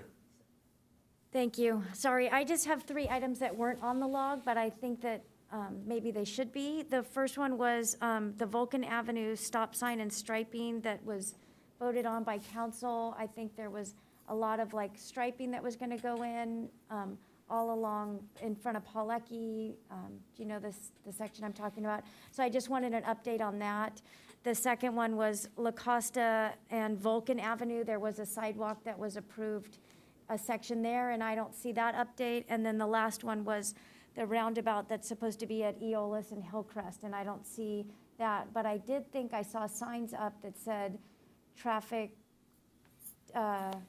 whatever the signage is when there's going to be a change, traffic change. Thank you. Cool. Sure. Two of those were my same question, so great. So, again, you can advise me to change my method of handling log. My way of doing the log is if an item is basically becomes a done deal, the design is done, it's approved, it's funded, it's budgeted, it's just a matter of time before it happens, I take it off the log, and when it happens, I update you on my monthly presentations. I tell you, hey, by the way, if you haven't seen Eola Circle, it has been implemented last week or something. Something that's designed, approved, funded, and everything, I don't keep it here. So those, the 3 projects that was mentioned, all 3 of them have this status. Vulcan striping with the 3 raised crosswalks and RFPs and the lane narrowings and all the good stuff there. It's approved by council, funded, ready to go. It's being scheduled where we actually followed up with the contractor today. Same with the La Costa walkway, approved, the design is approved, funded, ready to go, being scheduled. Eolas is, I guess, happening any day, like very soon, the Eolas Circle. I actually talked to the contractor about that today too. So all 3 of these projects, they're done deals. They will happen very soon. Great, thank you. The only one I had on top of those that Commissioner Hansberger already mentioned, and then I want to get to our speakers tonight. Wasn't a mobility coordinator, or wasn't the city going to hire a mobility coordinator? What's the status on that? That's not on my team, Okay, believe it or not, but there's a senior mobility planner that is hired by our development services department for our long-range planning team. okay, That, I guess, mainly to support our mobility element update. got it. But yeah, that's not in engineering, not in traffic. Okay, thank you. And then I wanted to get back to the public speakers from the beginning of the meeting, who are all still here. Wow. So Steve Gherkin had some good comments about Safe Routes to School at St. John's. And Commissioner Hansberger, since you're new, just so you know the way this works, or maybe you've already seen, but when somebody wants to add something to the log, somebody recommends it, and then if you have 2 other commissioners that support that, then it gets added to the log. Right, Abe? That's still how we do it? Correct. Okay. So, one of the things that Steve mentioned that, kind of set a light bulb off in my head as I was picturing this situation. I don't drop kids off at St. John's School or anything, but I can picture that exact location. It does seem similar to the issues that we had in front of Sprouts with people making U-turns and with trucks. Obviously a different issue, but possibly the same solution with putting those bollards in.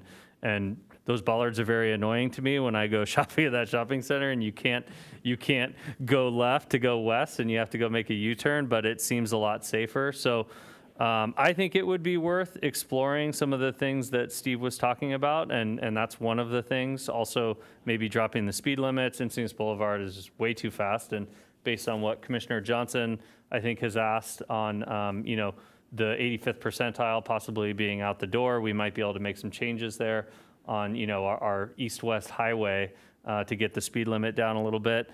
So anyway, that's a long way of saying I think it would be worth exploring that section of Encinitas Boulevard and the concerns that Steve raised and adding those to our log. I second. Okay, thank you. And I support that as well. Great. So that's 3. You can have all the support you want. All right. Okay, thank you. So there you go, Steve. We'll take a look at that. Abe will take a look at that. Ross, I think your comments about that intersection are going to be coming to us in a staff report in December, right? Based on what we just saw in our log. Okay, so I am optimistic. I can have a preliminary design. Again, this should not mean that it's funded or it will happen. This will be a study or a design or a concept at that point, because this is costly. I don't even know how much, and I don't know the position of the city council. This is not in our current fiscal year budget.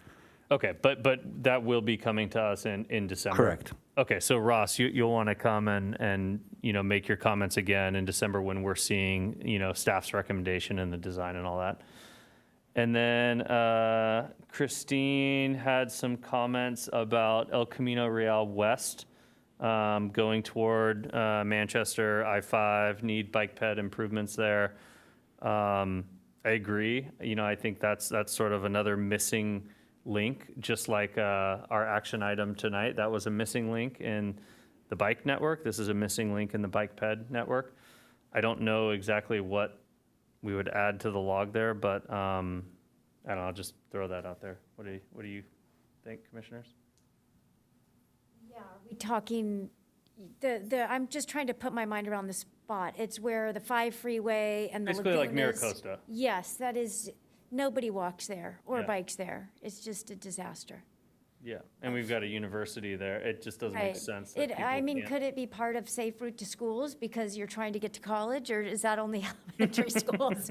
Can we crowbar it in under that? I don't know, but it sure should seem like that you should be able to cycle into university. But yeah, that's definitely an area to look into. It's missing, and it's kind of sad it's missing with all the lagoon improvements that didn't get added to the section as well. But So without, I want to be respectful. We have a tendency to fling things, and this is mostly my fault, to fling things to Abe and tell him to analyze everything in the city. So I don't know how we can be, Abe, what kind of clarity do you want from us so that we don't have you analyzing like everything under the sun on that stretch? I mean, I know planning department, the development services department is doing a El Camino specific plan. We ourselves have the project on El Camino between Encinitas Boulevard and Olivenhain. The whole stretch is being restriped with a wider bike lane, with a wider buffer. Lanes are being narrowed. We have that project. That area, obviously, that project obviously doesn't touch the area that you mentioned. For these cases, it can't just be, hey, Abe, like, see what can be done there and report back in your next month's presentation. It can be a log. I mean, nothing is wrong with adding an item to the log. I mean, not necessarily like every item on the log would take my time for, 20 hours. It can be just 30 minutes, going out there or asking Ian to take a look at it, see what can be done there. So yeah, don't feel bad about adding items in there, not necessarily. The projects that, when they got on the log, can be very time consuming. I usually try to, that's what the whole idea of work plan that happened last time. I usually try to see the end of the road that, okay, is this something that can happen, can be funded, how much time I can spend on it that is worthy of the staff time? Is this, if it's gonna be shelved in the end, or if it's not gonna get anywhere because of various regulations, or do we wanna spend that much time on it? So, yeah, to your point, if you want to put it on the log and say, hey, please evaluate this specific area, see what improvements can be added, totally fine. Okay. There's nothing wrong with that. I think we should do that. I mean, there's a lot going on in that area in the next, call it 3 to 4 years. There's a huge senior housing project that I think was approved by the city. There's a university that's been there. there's a housing element site further up the street on the east side off of Sage Canyon. So in the next, call it 4 or 5 years, there's gonna be a lot more people there with not so great infrastructure to get west. So I think it's worth exploring now so that we can get ahead of that. I agree, and I think if we get it on the log, and especially when these developments are coming in, we then have something to ask the developers for, like if, Abe says it would cost this much money, but if we have a plan, a lot of times the developers will then say, that'll be one of the things that they give back to the community. So I think that would be really worthwhile. I did not know that development was happening over there, so that would be great. Yeah. Okay. Oh, one more. I think we should add it to the log as well. Okay. Glenn, what do you think? Okay, I want to make a couple of comments about AB 95. Yeah, go ahead. Okay, it was signed by the governor last Friday. Okay, and what it does is it gets rid of the 80% or 85% rule, whatever it is, so that we can set speed limits based on safety.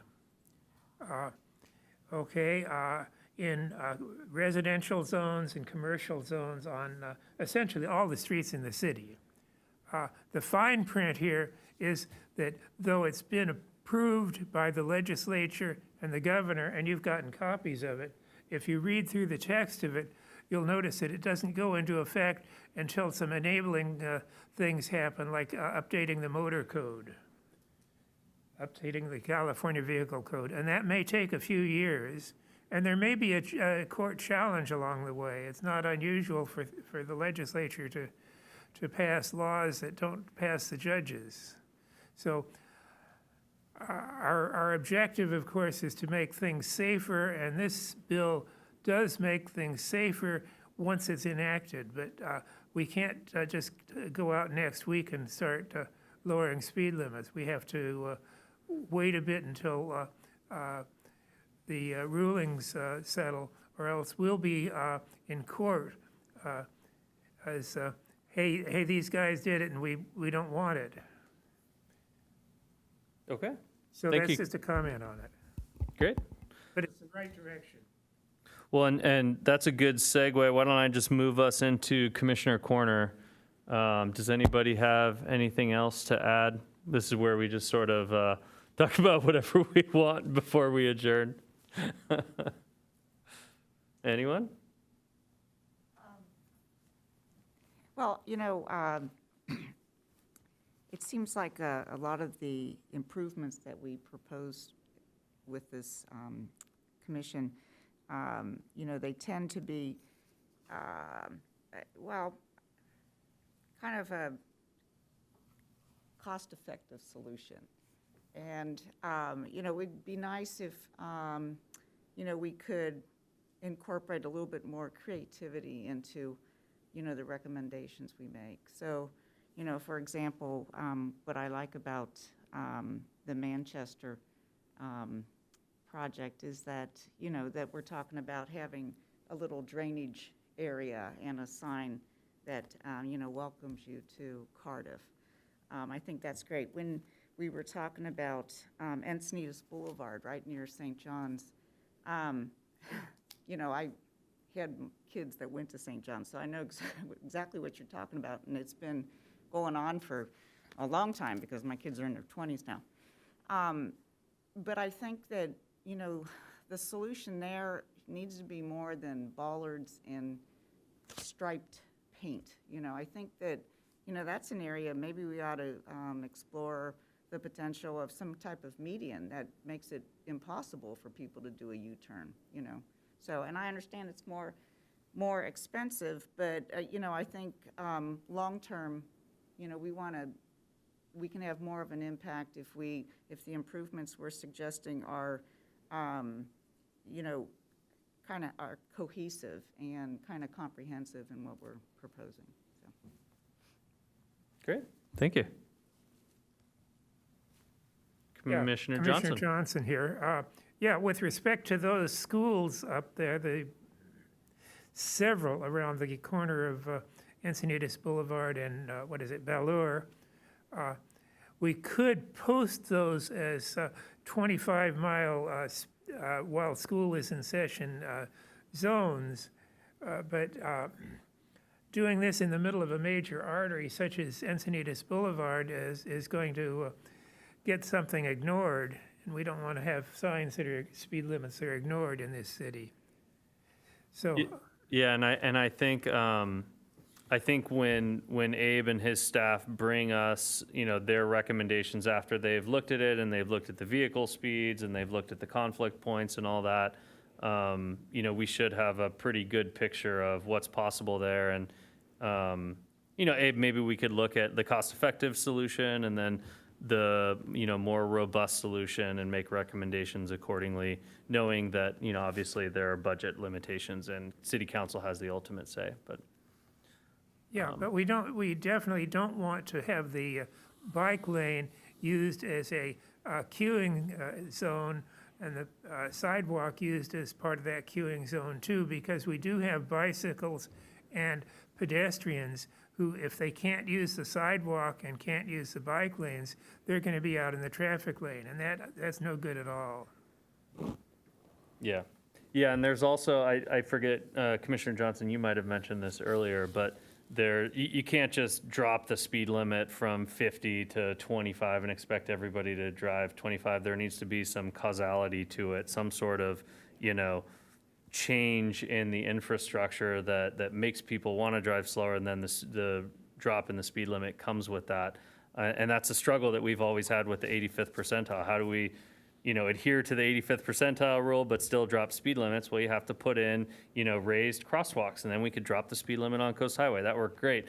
Things like that where there's causality to the drop in speeds. And Encinitas Boulevard's a really tough one. I think, 5 or 6 years ago, we narrowed the lanes, and that didn't seem to, it's just like a highway. So I don't know what the solution is there, but obviously it's having impacts, on some of the uses along that corridor, so. And if Commissioner Leisherness were here, he would be telling me that we're discussing too much in Commissioner Corner. Our ex-commissioner, Charlie Leisherness. So, anybody have anything else for the good of the cause before we adjourn?